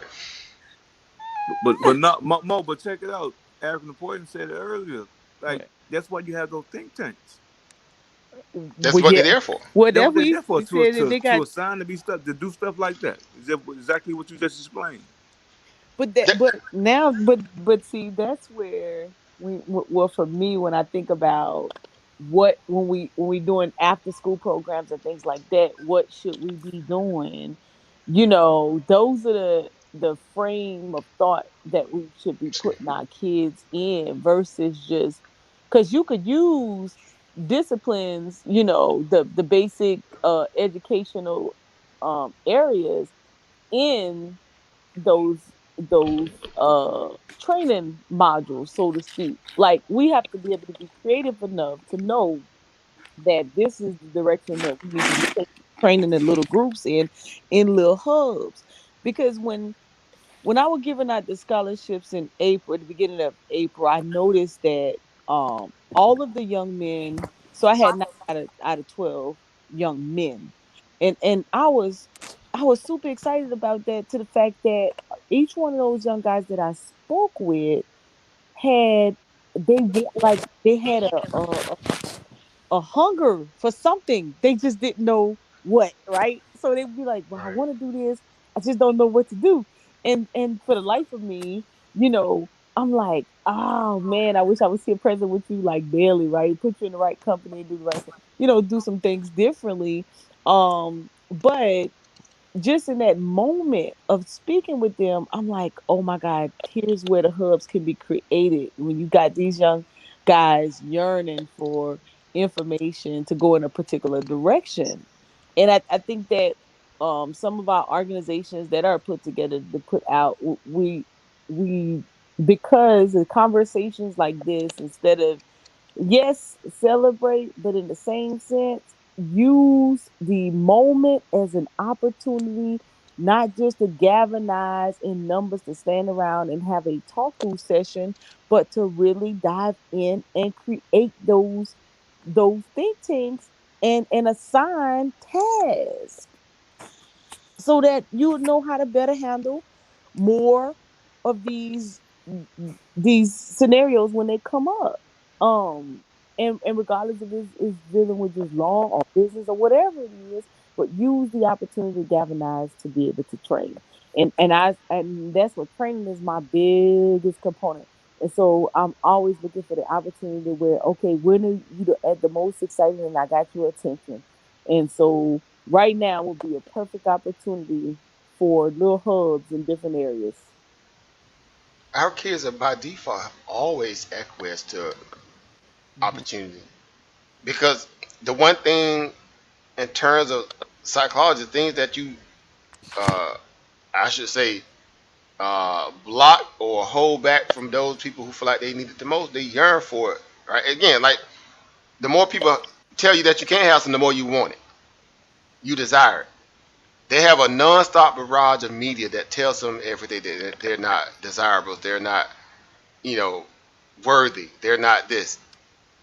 By default, our kids are naturally genius. They know they are. But they say, okay, well, what do y'all have in place for us if y'all want to put us in such a box like that? They look around, what's there? Far and few between. Well, I think I got people that look like me that supposed to be representing me at these so-called levels of so-called government. What are they doing to help us? Crickets. Mm, mm. I already got to deal with Miss Ooh. Parnell in the school system every day. I already know she borderline really don't like my guts. She just got to do her job to get her paycheck. But I'm very creative. Okay, what's my least path of resistance to get through all this? Then I pick up a microphone. Yup. I rebel vocally, and I can get a bag doing it. Yup. And it feel To good. to them, that's their least path of resistance in a lot of ways. Yeah. It's rebellious. It's lucrative, potentially lucrative, and it puts them at a position where they feel like they could be feared more than respected, because people are not showing them the level of deference that any human being at that turning point, inflection point in their lives. Those are pivotal ages: 13, 14, and 15, 16-year-olds, 17-year-olds, very pivotal points in their life. Yes. You stripping a part of their humanity and then wanting them to be, quote unquote, civilized under races of white supremacy at a age where they can contribute with what? Right? It's circular, like you said earlier to Coach Murray. It's Monica. This thing's so cyclical that it ain't even funny. It's a never-ending loop. Somebody got to break that code. Those who have tried it, that had a chance, of course, they got what? Offed. Quickly. Oh, we sorry for killing your forerunner. Right.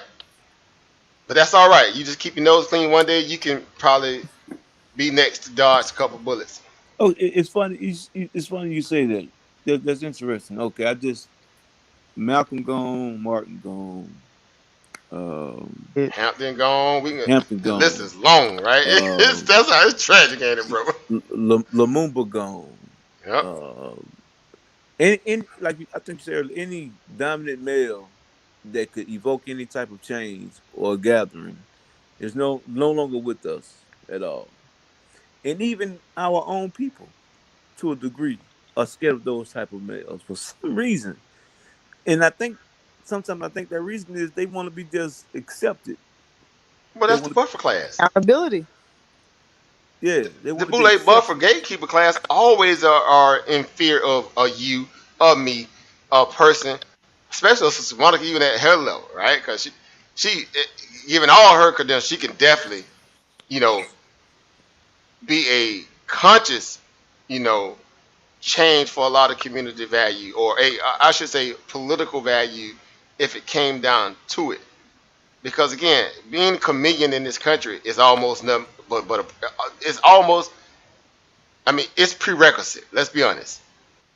Mm-hmm. If you really want to be able to cross lines, what I'm saying, to do business, and that's what's sad about it. To do business, you have to be a chameleon. You have to be prerequisite to that. Mm-hmm. The only underlying factor to that is how much of you do you have to give up to get what value or payout that you feel like is comparable to you having to do that. Because the more they give you, the more they're going to own you even more. Yes, tell me that again. You have to decide what that number is. And that's what's crazy because again, it ain't hard to acquiesce.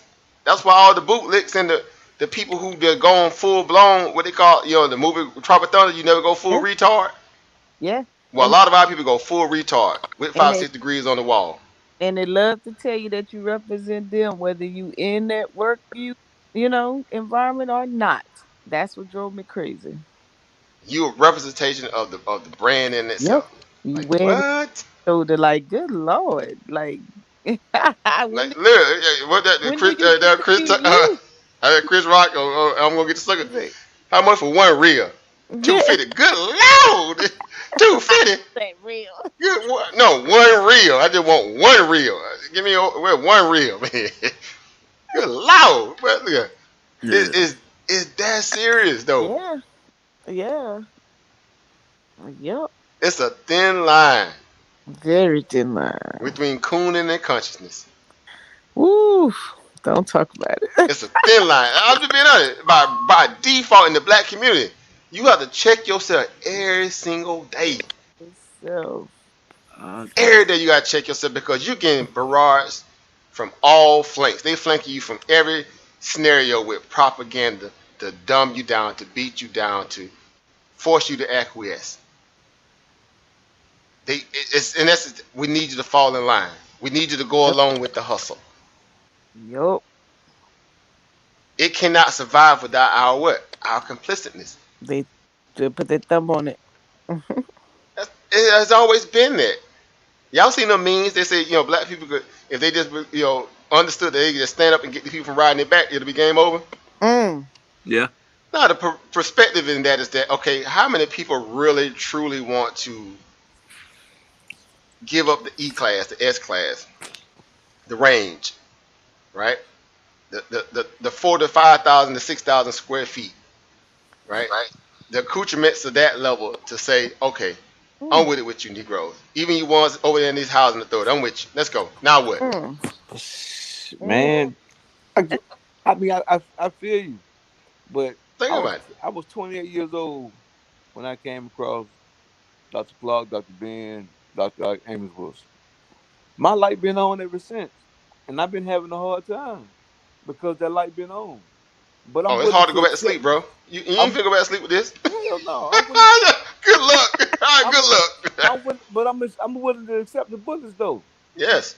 Yeah, I'm willing to accept the Yeah. bullets because if I go back to sleep and not pass it on, I feel like I failed. And I shouldn't have been born. Yeah. You're doing a disservice to everybody that's gonna come behind you. I'm doing a service to the one that come behind me and the one that came before me. Facts. Yeah. It wasn't no mistake that I came across them the way I came across them. See how Yeah. that work? It shapes it definitely shapes your conversation, your behavior, you know, and then how you choose to deliver to or transfer that knowledge. Cause I can recall, and I ain't even been doing it since y'all been doing it. It's just been since 2016 for me, and there's a huge difference between me and some of my peers and how I move just in general. And if when you attempt to expose why you choose to stay the course and go down that path, sometimes you get these looks and you get these conversations like, I don't understand. What do you mean? And I'm like, what do you not understand? Exactly. Well, I had a brother tell me this past weekend. He said, "Man, white folks ain't did nothing to you." I said, See "What how you that work? mean?" Mm. He said, "White folks." I said, "What?" I said, they've done enough in history. Mm. Damn, what they did to me personally. Mm. See, again, that's the idea that you have to be personally afflicted. As Mm. if to separate you from your block, your group, your body of politics, your people. Individualism. Again, it's the ultimate hustle, cloak and dagger of all. Again, art of war, Shinzu. Man, stop. See, these people be killing me. The fact that they are purposely trying to be naive. See, there's a difference. Yeah. Willful ignorance and what they consider to be, somewhat involuntary ignorance, right? Again, just lack of knowledge. These Negroes on that level, and I rarely use that word from that perspective, but there's some of them out there that are just willfully wanting to play the game that other people play, the benign neglect, the deflect, willful ignorance. I'll play dumb. What can they do? They can't force me to say that I know when if I just deny enough, they'll acquiesce and just move on. They Right. want you to accept that. I don't Right. know what you're talking about. And then if that all fails, then they hit you with what? The religion card, Oh. Oh which is my worse than the goodness. It's worse than the race card. It's the religion card. I'm a Mm. Oh, Christian. goodness gracious. Mm. I'm supposed to love everybody. My Bible tell me to love everybody. Man, you know how you do you and excuse my language, y'all. I'm so close to saying fuck you in your Bible. It's hard not to, ain't it? It's Mm. That's hard how not to. that's how close I am to. I'm so close to saying fuck you, your Bible and Oh. your piety. And it's not so much the fact that you're doing it for the aspect of disrespecting the religion. You're trying to do it for the person that you know that's willing it, that you know should know better. You're literally saying, "How dare you?" I really want them to say they scared. You know what I really want them to say? Yeah. Yeah, Just say because you that's what it scared, boils man. down to. Just say Right. you scared. A fear. Just say Nope. you scared, and it's okay. But don't pawn it off on something else. Just say you're scared, and you're not willing to. And diversionary. I can leave it alone at that. But don't pawn it off and say my religion says such and such. You got Right. that religion by a whip. Well, not even that. So, well, of course that, but like I say, it's so homegrown. It has become homogenized, right? Again, the vestiges of racism, white supremacy in its intricate form is an entangled web. It's a And a very majestic, entangled web. specific, exquisite one is that. Again, it's cloaked, it's hidden, it's it's adorned with all the the jewelry. It's again, it's well positioned for, like you said, at least a minimum another 200-300 years. Yeah, man. Now, It's gonna be a here's what's while. interesting, because genetically, the cultural value, again, everything, again, y'all know I'm a straight shooter. I'm a nerd for the information. I love it, right? Because I feel like I said before, I feel like they hit enough, right? They hit enough for us at a point where we should have knew it a long time ago, at the level that we know it. Not that we didn't have the instinct, we didn't have a lot of the context, right? Once you get the context, especially at our age, it's like it really pisses you off, Mm. right? Because No now doubt. you're like, Yeah. oh man, they got me. Right. They Right. got me then when I was blowing this, when I was giving away my war chest, my resource, my my bullets, right? My financial bullets and everything else. You like, they got me. Mm-hmm. Because You're literally, absolutely as the right. saying goes, let your first step be your best step. Had we known what we knew now, man, our first step would have been a very lasting step. Mm. Some of y'all probably been on the FBI wanted list. We're going to say it. Some of y'all probably been on that the black identity streamers list. And all you had to do was just be might be- black. Yep. See what I'm Already saying? on it. And See? you know we own it. We'd have been across the threshold. See what I'm saying? It's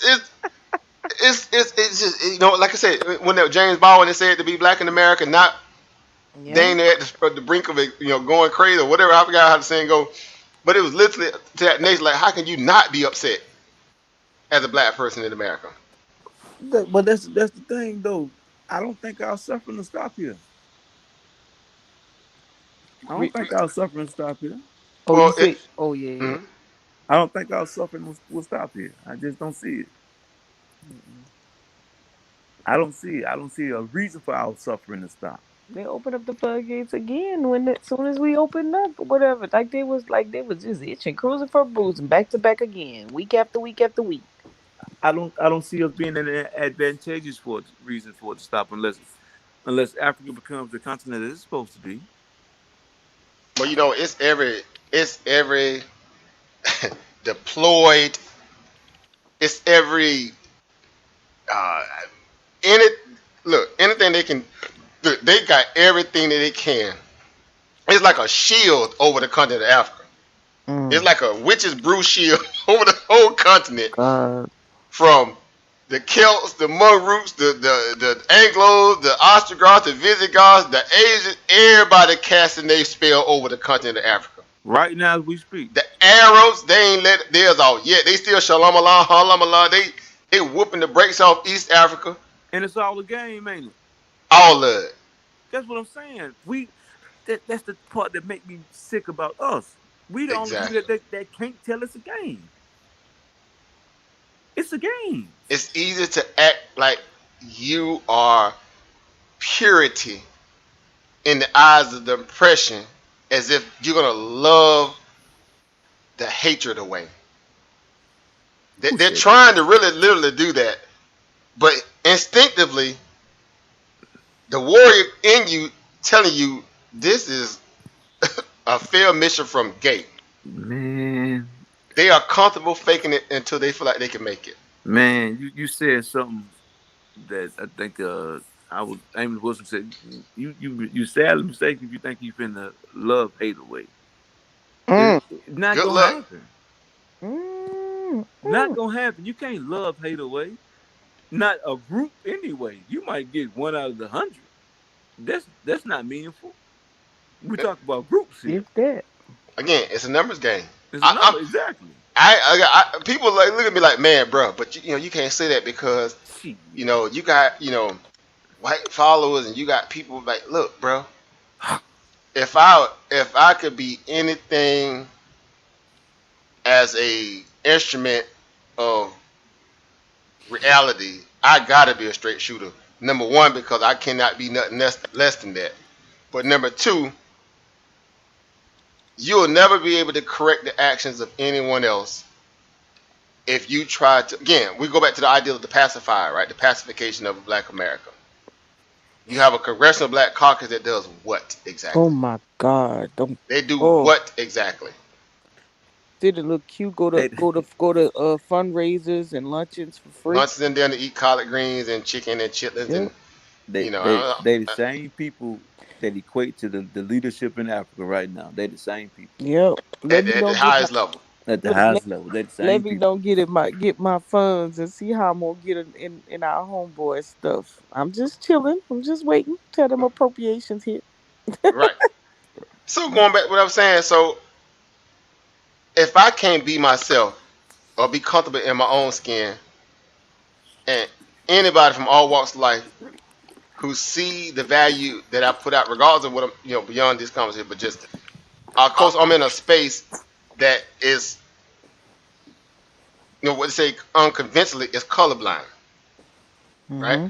Capitalism, in terms of that value, it has incentive aspects to it, but in the very core of it, it is colorblind. It's about who can wield, you Yep. know, wield the power, right? It evens the playing field to a degree. So Mm-hmm. universally, yeah, we can move across different party lines because the information is king. See, it's not so much who can control the information. Mm-hmm. See, because it's a global market, it really somewhat evens the playing field, even though it has its insidious nature. A person can't do that if they under the clock of somebody that works in America, with all the provisions, laws, and whatever that creeds and stuff that come along with working for a company. You can't wear your political affiliation, in the workplace and all this, that, and the third, right? And You can't oh, be yourself, basically. can't be yourself. Over here, guess what? Do whatever. Hard as a rock star with every drug that you can name or can't name. You can go hard because who cuts your paycheck? You do. Can they discriminate against you? Nope. You see how that works? And that feels so good sometimes. What? Everything that they're trying to protect is over here. Mm-hmm. See, they play defense over here because this is the stolen wealth. And I say that because, again, I'm only going off the historical context that when wealth is generated and you begin to build on it and it accrues interest because you set up a mechanism, obviously, that allows it to turn over, after you've stolen it and robbed it from everybody else, then, okay, yeah, that wheel is moving now. That horse has left the barn now. The only way you stop that horse now, you got to build one that's equal or faster. Mm-hmm. But if you already behind, you see what I'm saying? When I'm Yeah. always saying the least path of resistance, show me how you gonna make that. Again, every little bit helps. I get it. Trust me, don't get it twisted. Every little bit, but show me how you gonna accumulate that kind of level of gaining ground in corporate America when you got to constantly dumb down yourself every single day. You can't speak truth to power in there. In most cases, in a lot of these places, your little wage that you're getting, whether it be 6 figures, 7, whatever, you're just a higher paid employee that still can't speak the way that they truly want to under truth to power. The aggregate value may roll into the inflection of you on the Census Bureau that you are part of this class, or meaning this people, this ethnic background, but you're not, a part of its, underclass. Essentially, you are one of us with black skin, but your growth value goes into the tally of your people. But that's no big deal. We can keep you what? Speaking our talking points. You working for us, Leslie. Okay, like a Candace Owens, right? A clock is right twice a day. Certain things she say, 100% down the line, she right. A lot of the other stuff, she way off the mark. Because she trying to force that narrative from an outsider looking in. Right? So there's always going to be that struggle. The fact that people that are genius, that look like us, are constantly trying to strive. Matter of fact, I saw something just recent too. I was on Bloomberg. They had this issue about the black creators that was on TikTok when TikTok really began to blow up. Mm-hmm. They was the ones that putting out all the awesome content. Mm-hmm. Other nations began to steal it, and they began to get all the millions and millions and millions of views and the payouts and the whatever. Is that being any different in anything in America? No, same thing. They got it. It replicates itself. It's insidious. It's parasitic. Because there's an underlying code that automatically details you that no matter how you get it or obtain it, you should reap the full benefits of it. For the true, as I said it earlier, the rawest content creator ever in America has always been the black race. You're the ultimate content creator. You are the culture. Black people are the culture. People want to deal with that. And that's why we all should be getting checks. John Henry Clark said what? Africa is the only nation in that in terms of its people and the continent where everybody want what? The riches of that it offers, but don't want to pay for it. Don't want to pay for it. Want it for free and don't want to pay for it and can't live without it. Can't live without it. Can't. Without cobalt, without zinc, manganese, no cell phone. And many other. Again, show me some gold and all right, I'll leave that alone. They claim some here. I haven't seen none yet. They claim some here. In the Rocky Mountain, in those hills of Germany. They claim some here. But you know what? This ain't even there. But come on, you know what I'm saying? Default. I'm going back to the default setting over. Go back to the default setting where Joker originated. Where to go at in them dar heels? I'm gonna use that term. Where to go at in them dar heels? And no rock. They claim some here, but I haven't seen nobody digging like those kids be digging over in Africa yet. See that's the message of again, it's weird though because we can have that conversation. It's just stark contrast to how, again, a lot of people will turn a blind eye to the history books and those perspectives, right?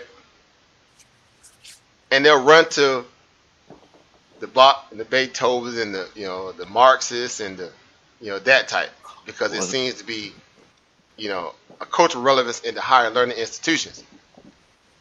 They're not going for the real, true underlying. It ain't sexy enough. Well, you know what? Because again, it does what? It displaces the what? It displaces the men. But in all intents and purposes, I can't, propagandize your loyalty. If I was just to come right out and say this is what you was really about before we, interrupted your existence. Man, that's just like those you spoke about the Hebrew guys or the so-called guys that claim they indigenous to the Americas and all that food. All that is escapism. See, this it's escapism. That's all it is. Again, it's easy to what? As they say, it's easy to what? Build strong kids and repair who? Broken men. Convince me that they, in all they good intentions, are not still broken. Now, and they can organize it, and they can organize it pretty well. But is it really for a strategic chess move? Nope. See how that works? And I love the Nation of Islam for its discipline.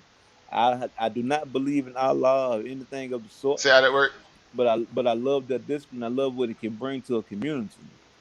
But I don't need Allah. See how that works? We need commitment and accountability. It's like you can't have everything you want. You ever go to the store to buy a certain item and you know it's gonna come with a whole lot of trash in it? If they just left this out, it's that serious. That's what I'm saying. But the discipline is awesome. We've seen what it can do. You can keep the religion part though. But that's the one thing that they dare not feel like they have disrespected. See how that work? Because by that it will separate the very fabric of their needing to wake up out of the fog, the hypnosis that you are always going to be black first. First, I mean, Not even up for debate. it's not up for debate because to the point you're making, you choose to be a Hebrew, you choose to be a Nation of Islam, you choose to be a Christian, you whatever religious group you choose to be this skin you in, this DNA you have, you're Not born. up for debate. It's not up for debate, bro. It's not up for Your debate. cellular structure, again, I can go down to I can go Dr. Saber on a Joker, full Super Saiyan, but a Joker ain't gonna want to deal with that because again, even the family that cry sign, they don't even want to deal with that. It's all about cherry picking. See how that works? Yeah, man. So I'm same page with the champ, but you can adopt whatever religion you want to. Do you have a commitment to the rest of people? Do you have black loyalty? What Dr. Clark always say, it ain't enough to be black no more. You gotta have black loyalty. But that's why they ran people like him and Dr. Ben and many others. But out of I see why they terrified of people like him, though. I see why they become terrified of a Khalid Muhammad who adjusts his standpoint from Nation of Islam to now Pan Africanism. I see why you get terrified of people like that. Mm-hmm. Malcolm, yeah, ain't no mistake about it. Yeah, I see why you get terrified of people like that. Because those type of people can galvanize and give you truth They with no speak to the, BS behind it and got principles that they'll go and die about. But yeah. the the faux FAUX leadership that we have in this country, man, It's laughable at best. I mean, see, they might well just die. I mean, It's laughable at best. At best, it's laughable. And Joker like, well, how dare you say that? These are people, these moms and dads, and show me in nature again where a pride of lions allowed its weakest to lead. hey man, come on, bro. Show me Man, where that happened in nature. I'm just saying, man. if we're gonna keep it primitive, let's keep it all the way 100. Show me in any sect of society where it allows its weakest to lead. The brother, I think his name is Eric Muhammad, was sitting down with Sarnetta one day, and he was like, the unqualified should never speak. Woo. Let the qualified speak. Woo. And he was, and I equated to how this country will quickly go grab a Candace Owens, a rapper or entertainer, Joy Reid or and there's many of them. We can go down the list. There's many of them. There's so many of them now. speak on behalf of us. There's so many of them now. A comedian. A comedian. To talk politics and money. Are you serious? Couldn't When make the this last stuff time up. white people want to grab Bon Jovi to speak on their behalf? Or Kid Rock talk about politics. Come on, man. Stop with the game. Damn these rappers. That's the part that drives me nuts. That's blasphemy, Open. You better not say that too loud. Somebody gonna get upset. Man, die. They kick dirt. Like all type of dirt. Die. Just die. If you get upset, die tonight, please. You know what? I was talking about that the other night too. I said, you know what? At some point we gotta have a stop loss on that degradation. Remember I had that conversation, Sister Mo? No, you can't relate on that. Lord. Don't It's tell time for a stop loss. It's time for a stop loss on all of that. Don't tell Oh, us man. the coach. We got to stop, bro. Like, He come said on, it man. all the time. It's time for a stop loss. Meaning, I'm sorry, young folk, y'all can't get a chance to live out your wild beast savage and sow your oats in ignorance, like probably some of us had to. Because right now it's time for what? It's time for a stop loss. Mm-hmm. Yeah, you got to, man. Asians did it, and look where they're at right now. That's what I'm saying. That's the question I was. That's been on about 50 years ago too. That's what's sad about 50, 60 years ago. They did it, and they lead the entire look. But Ab, that's the question. What are we willing to sacrifice as a race? That's the question. What are we willing to sacrifice as a race to push forward? Man, we don't have control of our politicians. We don't have control of our community. Every NBA, NFL, and every other entertainer that get a bunch of money, they're no longer a part of us. So what are we willing to sacrifice? Well, what did Desmond Tutu say? Y'all remember what Desmond Tutu said? The Honorable late Desmond Tutu. That when white folk came to Africa, what happened? The black man had what? Had the land. And then they told him to do what? Well, they switched the band for the Kneel Bible. down and pray. Yeah. And when he came up, what happened? Gone. White folk had the land and the resources and the wealth and the riches, and the black man had what? The black man had what? Had the religion in the Bible. He had trinkets. He had that inanimate object. The very thing in the vein of their existence now being empowered, that they attach themselves to the object, more so to the humanity of the race of the people, is now what black people are now acquiesced to. That's why it's easy for us to look at each other as what? Mortal enemies without even knowing our name, our family, our beliefs, anything before we can open our mouths.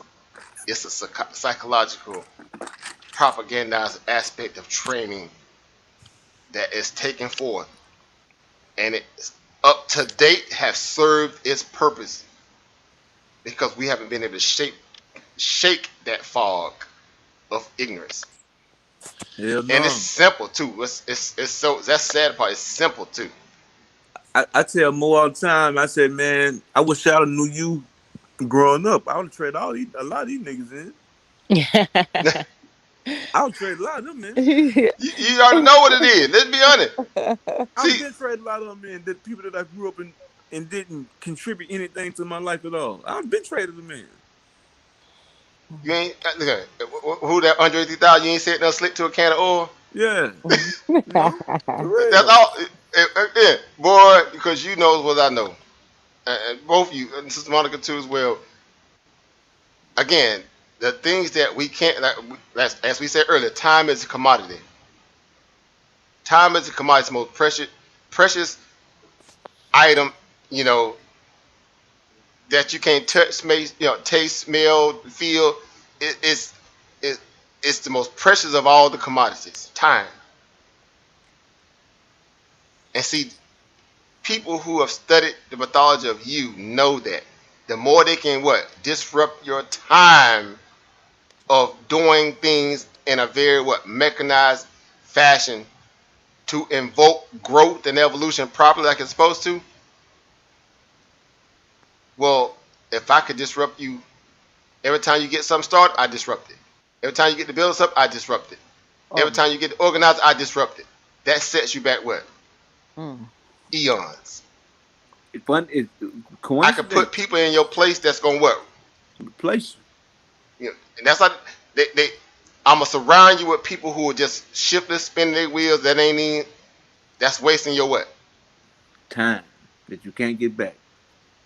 Your growth and evolution is in itself is immeasurable.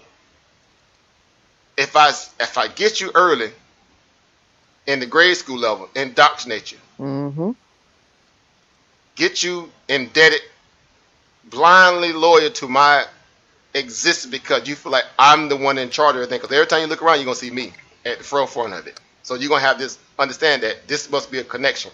Man, it's so psychological. It's ingrained. But check it out. You start pledging to the flag at 5 years old. I said that earlier. I don't know before you came on. I said, you know what? They still got people pledging allegiance right now. You pledge allegiance at flag 5. You don't even know your history of how you got in this country yet, but you pledge allegiance to a flag at 5 years old. And they dare not teach you about the true aspect of your culture and your history before you make those first pledges. Man, I think I stopped. I just turned 40. I think I stopped around 32. I'd never stand up again. They can have this shit. It was over with. When you look back, you say, "Well, how did it get this much out of me?" Because I was aware, but I wasn't aware until when the light bulb really came on. When it really came on. See how that worked? When it really came on. See how that worked? It's certain stuff you can't say to me no more. It's gonna do like I said before. Many times it's gonna piss you off. Again, it goes back to the saying that James Baldwin said: to be black and not angry and upset in this country is almost like literally. Are you kidding me? Al, guess who I had most of my problem with? Well, I can only surmise. Definitely know. It was black folk. Because that's the most closest in proximity to your existence. Yeah, this is the phrase that came. He go talking that black stuff. That was the phrase. Here he go talking that black stuff. See, it's a numbers game even in our community, is it not? Hell More yeah. equals more. It's a law of averages. They're more ignorant and willfully ignorant people than they are what? Consciously astute people. So you're fighting that, and you got to cross them tracks and fight what? Racism, white supremacy. See how that work? You got to be Mike Tyson. You got to be Holyfield. You got to be Jack Jump. You got to be all them. You got to fight all that. Imagine that. It came from them first. Here he goes, her talking that black stuff. I'm like, damn. I'm thinking to myself, maybe you got. She want to hear something like this. That stuff scares. Yep. People who are willfully ignorant. It scares them. To see far-fetched to them. It's accountability. Y'all know black people scared of change? Stop playing. He that is most comfortable is least likely to change. And I said that like a gazillion times. He that is most comfortable is least likely to change. But you're comfort in substandard environments. You know what? That's fine. If they feel like they can go to McDonald's at 2 a.m. and get them some nuggets and a Coca-Cola. And to glad that, because I ask them all the time, I don't know how McDonald's still open, actually, because the food don't taste good. Man, look at them. Them got a revolving 24-hour service thing near there. That garbage now. Them jokers done got that margin right and got that paper right. They gonna hit you. Look, they know that they walk out there somewhere and they know it's a street walker at night. The food don't taste good, man. I'm trying to figure out how they stayed open this long. Burger King food don't taste good. Taco Bell food don't taste good. It's convenient, yes, but does it taste worth a damn? No. But you know why? America like it's what? It's money fast and furious. Meaning everything underneath that gonna be what? Fast and furious too. The crops, the animals, everything, the genetic modification, and man, what? This is the land of decadence.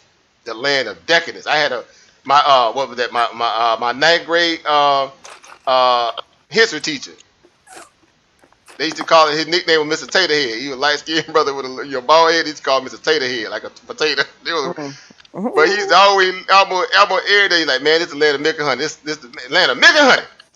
This is America. Right? This is the land of decadence. Get anything in America that you want. You can get anything you want here in America, basically.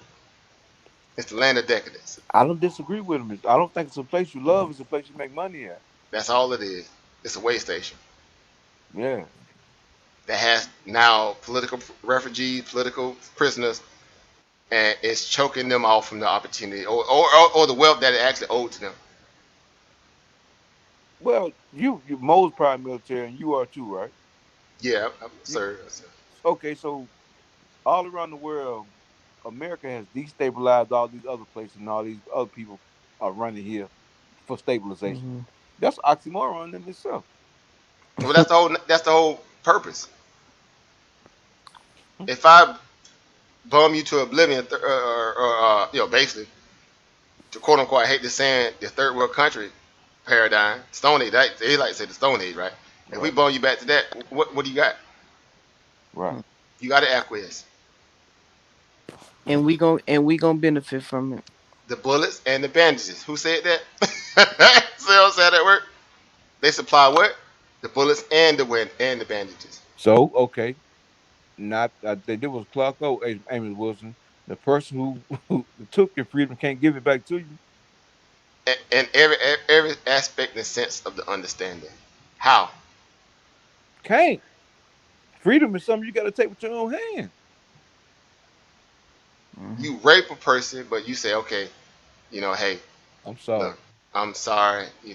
Now this was thought. This is what they call this ain't no one-off event. See how that work? This not one-off. This is a constant. I held you prisoner and just raped you for 10, 12 years. Till your pathology and your psychology changed to the fact that you began to accept it and like it. Right. Mm-hmm. After that, when you broken, what do? The front door open, ain't no locks and no chain. You ain't going nowhere. You You right ain't upstairs going fixing your nowhere. little ham sandwich, watching the Days Our Lives of Jerry Springer or something. You just chilling. Because mentally, you screwed. That's all I know. Mentally, you screwed. It's Is over how that with. work? Mentally, it's a wrap. And I think a lot of us are in that position as well. Mentally, it's a wrap.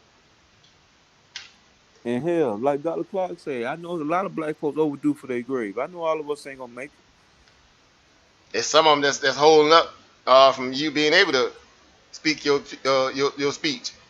They just in the way, purposely blocking, Man, purposely.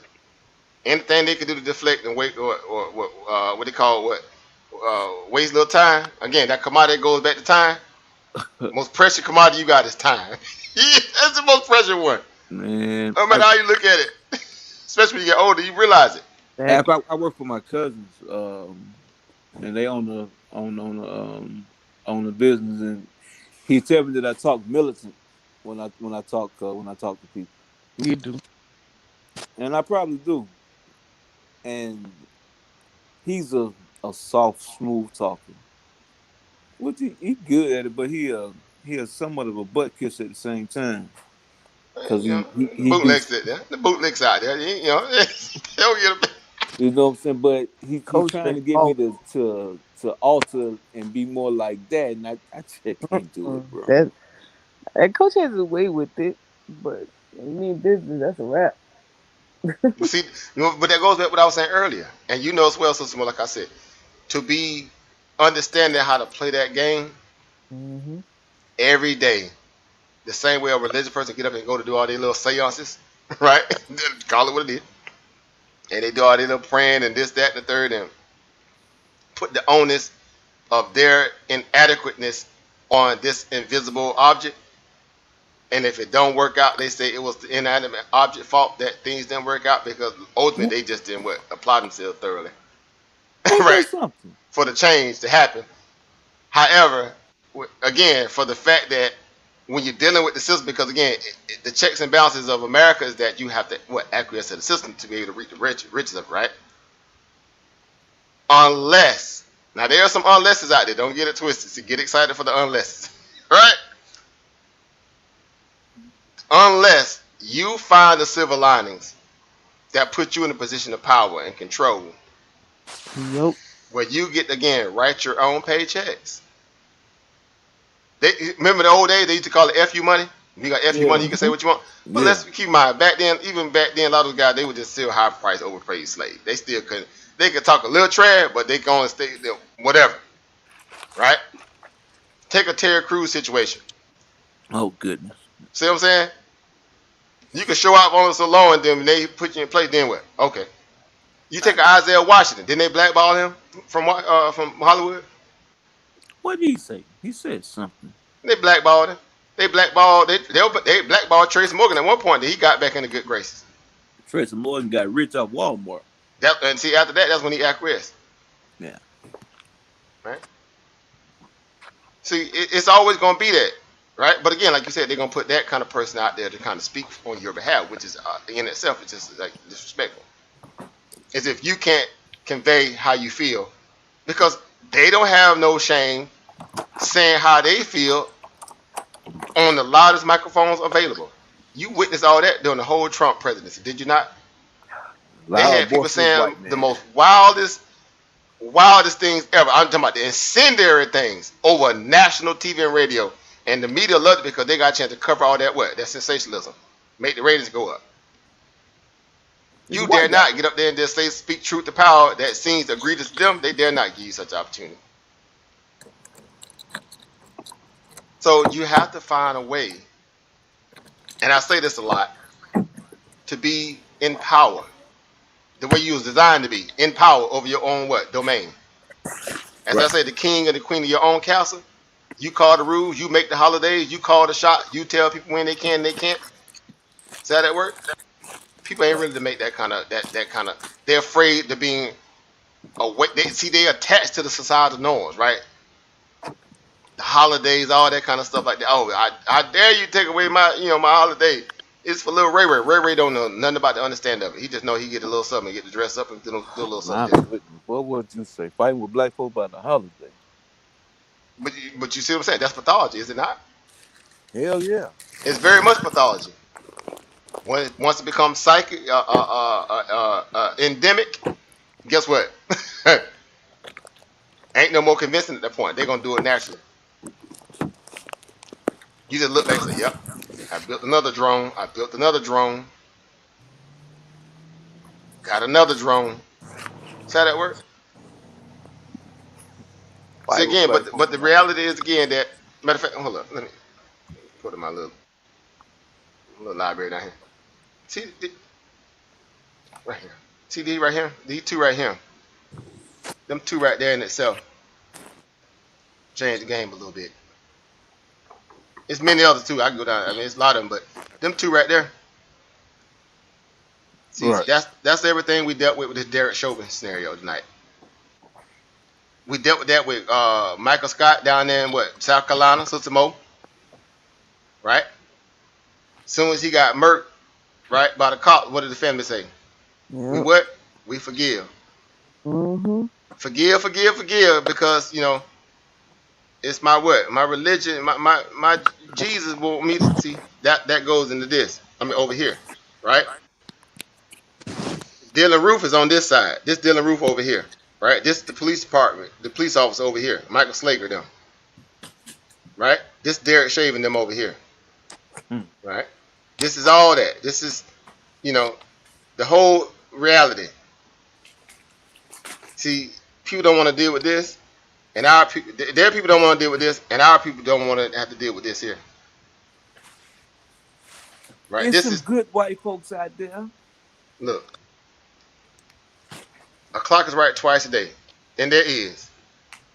But the reality is that it still go back to what? The numbers game, does it not? Yep. A well-organized lie Defeat the disorganized truth. every single time. Ooh-wee. Ooh, See how that ooh. works? Until you can change that dichotomy, that masses, it's systemic. Until then. And everybody else that's coming over here are just trying to what? Overtake your standings. Here we is about 14% of the population. Slowly, well, basically at this point, I think it's about next year or two, if not already, Latino class are going to overtake us. Mm-hmm. After that, then they coming for what? White folk. Hey, but Al, the funny thing about that, you always hear black people say black and brown. They gonna But find out there's no black purposeful. and brown They with don't that. never say That's that. very purposeful. That's very purposeful. That's so intentional that it ain't even funny. They gonna find out one day there's no black and brown. But the part about it is that again, when they put these case studies in the practice, how long does it take for a culture or a generation to unravel that foolishness? Sometimes two of them, but at least a minimum of what 50 to 80 years. See how that work? Mm. Again, like I say, it's a constant nature or order doing business and keeping us what off our square. It's always gonna be some snare, some trap, some chicanery, right? Some prestidigitation, right? It's gonna be something. Sleight of hands. They're good at sleight of hands because the propaganda got to be strong. It has to be. Black It and has brown. to be Because because the if only not, time I see black and brown do business with cocaine. man, that's about as far as you going with any coalition. If it ain't surrounded around some drugs and and a religious hood, look, all right. That's it. Black and brown. When in person, people of color, those two things drive me crazy. And see, what's funny part about it though, they feel as if and can see to other people it feel like okay, man, that's personal. How could you say that? Mhm. See, they only got a problem with it when it's obvious that you are. It's like you are needing my support for your validation. Right. Black people don't need nobody's support for our validation. So don't. We don't need nobody. We the only class of people that cannot be deported. right? We're the only nation of people who ultimately know that we built all of this by the very nature of it. The aspect of its capital generator that is now worldwide came off the backs of us. Like everybody's indebted. The modern new age value of life as we know it to be is indebted to the black race. Prior and and the whole nine. So reality is that left to our own devices, we can figure it out. Ain't no doubt about it. We can figure it out. Let's be honest, we can figure this thing out. Ain't no doubt about it. Left to our own devices, but to the point you made a second ago, there's no way in hell they'll let that happen. Because, like you said earlier, also it's a numbers game. Because in the same breath that I think that was Frederick Douglass that made that statement about it's easy to repair build strong kids and repair broken men. Build strong kids, you're in trouble. Well, guess what they did? They reverse engineered that. They did not. No doubt. It's better to miseducate young children than to try to get old folks to acquiesce, older blacks to acquiesce. All they did was reverse engineered it. That's why I say, bro, we probably 300 years away. We get your kids at their most fledgling and most optimistic aspect of their life. We get your kids. You have no institutions yourselves. We get them. You got kids talking about AKs and AR-15s at 14 and 15 years old. That's a bad sign. Pants below their ankles. We straight with that. You did it. Why can't I do it? It was wrong then too. See how that worked? No That'll mess doubt, the bro. head up. You say it to them that way, that'll mess the head up. They wait for you to come back in a very aggressive rate. See, I told you. See, this is why we rebel. No, it was actually stupid when I did it, bro. To be honest, I looked like a dang fool. Like a damn fool, and it didn't amount to anything. See, sometimes you got to hit with that verse psychology because certain things, they're looking for an outlet to validate. Good point. They looking for them excuses. Looking for an excuse. And excuses haven't solved one problem yet. Not one. I tell my son a lot. I said, you know what? Yeah, he only 5. I said, you know what? I'm gonna get him on screen one day. I'm just out of the blue. I'm gonna snatch him up. I'm sure y'all ain't lying. I've been teaching him this. I said, boys and boys and men don't make excuses. We solve problems. That's his mantra every day. Repeat after me. Boys and men do not make excuses. We solve problems. You got to give them the mindset of understanding that the onus is on them. It's not nobody else's responsibility. Not problem based. 100% solution based. No doubt. You're gonna have to find a way, one way or the other. If mom and daddy leaves here tomorrow, the onus is on you. No doubt, bro. Ain't nobody coming to save you, in essence, right? No doubt, man. And good rapping with y'all. I'm gonna call it tonight. Mo, I'll talk to you tomorrow. If I don't get something done with you tomorrow and beat you up. After always good talking to you, brother. Always my best power and profit over. Always. You don't want to smoke. You don't want no Shut smoke. up, Mo. Y'all say you don't want to smoke. Y'all want to smoke. Yeah, so that's it, guys. So again, it's again, these conversations are necessary at the most rudimentary level of what and how they should be conducted. You have to have moments where you can blow off necessary steam. Not that it's stoked in, sensationalism and hyperbole. You're living this. You're eating this. You're breathing this. You're walking this. You're tasting this. You're touching this. You have to be able to detox. And I said that today. I said, essentially, I had some training obligation early this morning. I had some trays set. And I knew today was going to be verdict day. They kept, whatever. I said, you know what? I got to get out of this house. I got to go commune, right? I got to go to nature, right? Because I didn't want to get overwhelmed with all. Again, for what it's worth, not so much the fact that a person can't. It's just that I don't want to deal with this from, the accoutrements of what, supposedly of, you know, hearing all the kind of what talking points just constantly, because you know it's going to come with a whole lot of buts, right?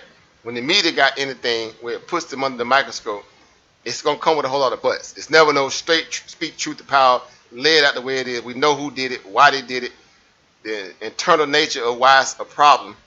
It got to come with a but. But see this. But if this would have happened, this might have not. It's always going to be a but.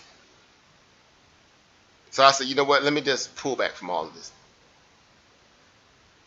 Let me just go hang out with nature. I just wait till they hear the verdict. I don't want to hear no other talking points until I hear that verdict.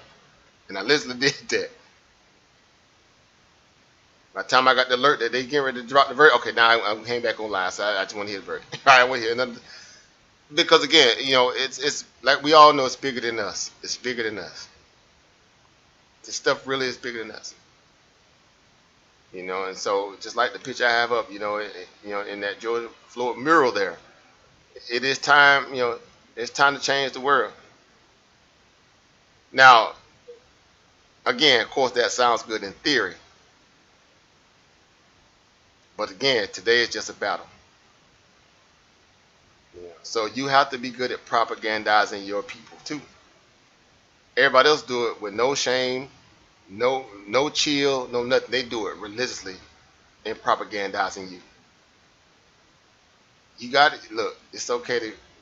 I'm gonna be the first one to. It's okay to propagandize your own people if you know your message is potent and it's clear and it's obviously truth to power. It's okay to. Yeah, it's okay.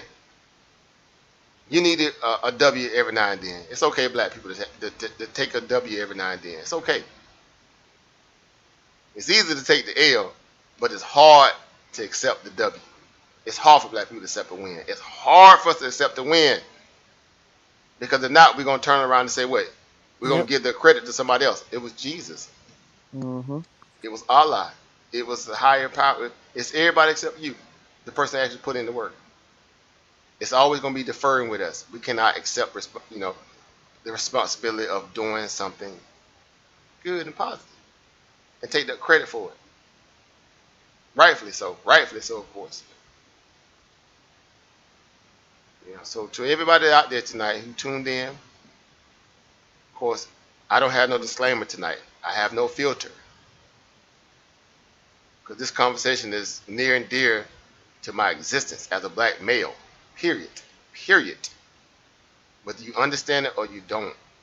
It's not, the onus is not on me to explain it away to you. The onus is that you need to circle your own wagon and figure out how the hell these things keep happening to our society to the point where we got to feel like we got to go out our way to make you feel comfortable and explain to people why they should not do it to us. If it's at that level, you're going to waste your time trying to come in here and thinking I'm going to acquiesce. Because I'm always going to speak direct to the intentions of the principle of value of things and for what it's worth for people to know this is the straight and narrow. We are in an industry that doesn't require us to cherry pick information, right? You're in control of your destiny with your dollars in this industry. Ain't no religion in this, ain't no none of that in this. This is straight money doing this, its most direct function. So you can't brag, you can drag the vestiges of the outskirts of political fringes into it to a degree, but ultimately, itself, like we all know, all markets correct themselves at some point. They just get right back to doing what they always do in terms of their functionality. So we deal with high levels of information. Our intellect and our wit and our capabilities grow. Our ability to multitask evolve. We become more sharper, more keen to understand. But above all those things, you are in the driver's seat of your destiny in a lot of ways that you could never have done working with somebody else, your time being sequestered all the time, basically. So even if you are employed and doing this too, that's the great thing about it as well. You have power in knowing that your supplemental at some point can become primary if you do it right. So you never feel like you boxed into a corner. That you just got to accept the job or, how they treating you, or what they not giving you what you're worth. And see how that works? Again, having power comes from you being able to own and control and move about thoroughly on your time. Again, the greatest commodity ever is time. We got to figure out a way to control our time, because in being able to control it like that, we can organize. Mm-hmm. Everybody can't feel like they got to be scared about taking a day off, right? To meet up at Right. Big Daddy house to get this organization, it only emboldens. Because once you get knowledge, as I like to say, and in closing, as I always say, knowledge breeds power. Power brings profit. I repeat, knowledge breeds power. With more knowledge, you obtain a value of power now. Knowledge, you know how. Consequently, from that, it will beget profits, money, resources. Because now you know how to what? Strategize. You know how to make moves, thorough moves now. So it's a simple synopsis. Right? So again, in closing, again, AIP again to George Floyd. I send the best positive vibes to his family, even though I know again they under the Al Sharpton and the Benjamin Crump, propaganda right now. They gotta say praise the Lord and Jesus and all this to give all the credit to everybody else except themselves, right? And I'm not gonna make an excuse for it. They can keep that part of it. Because our deaths are not to be politicized or religiosity, or religified. I use that word. I make that. Our deaths are not to be politicized or religified. I'm sorry, not gonna happen, and I'm not gonna acquiesce just because everybody else is doing it. It's not gonna happen. Y'all know my stance, and I'm sticking to it. So AIP to him, everybody that supported this whole scenario. Again, it's just a small victory. Small victory, small battles today. So much more to go. So much more to go.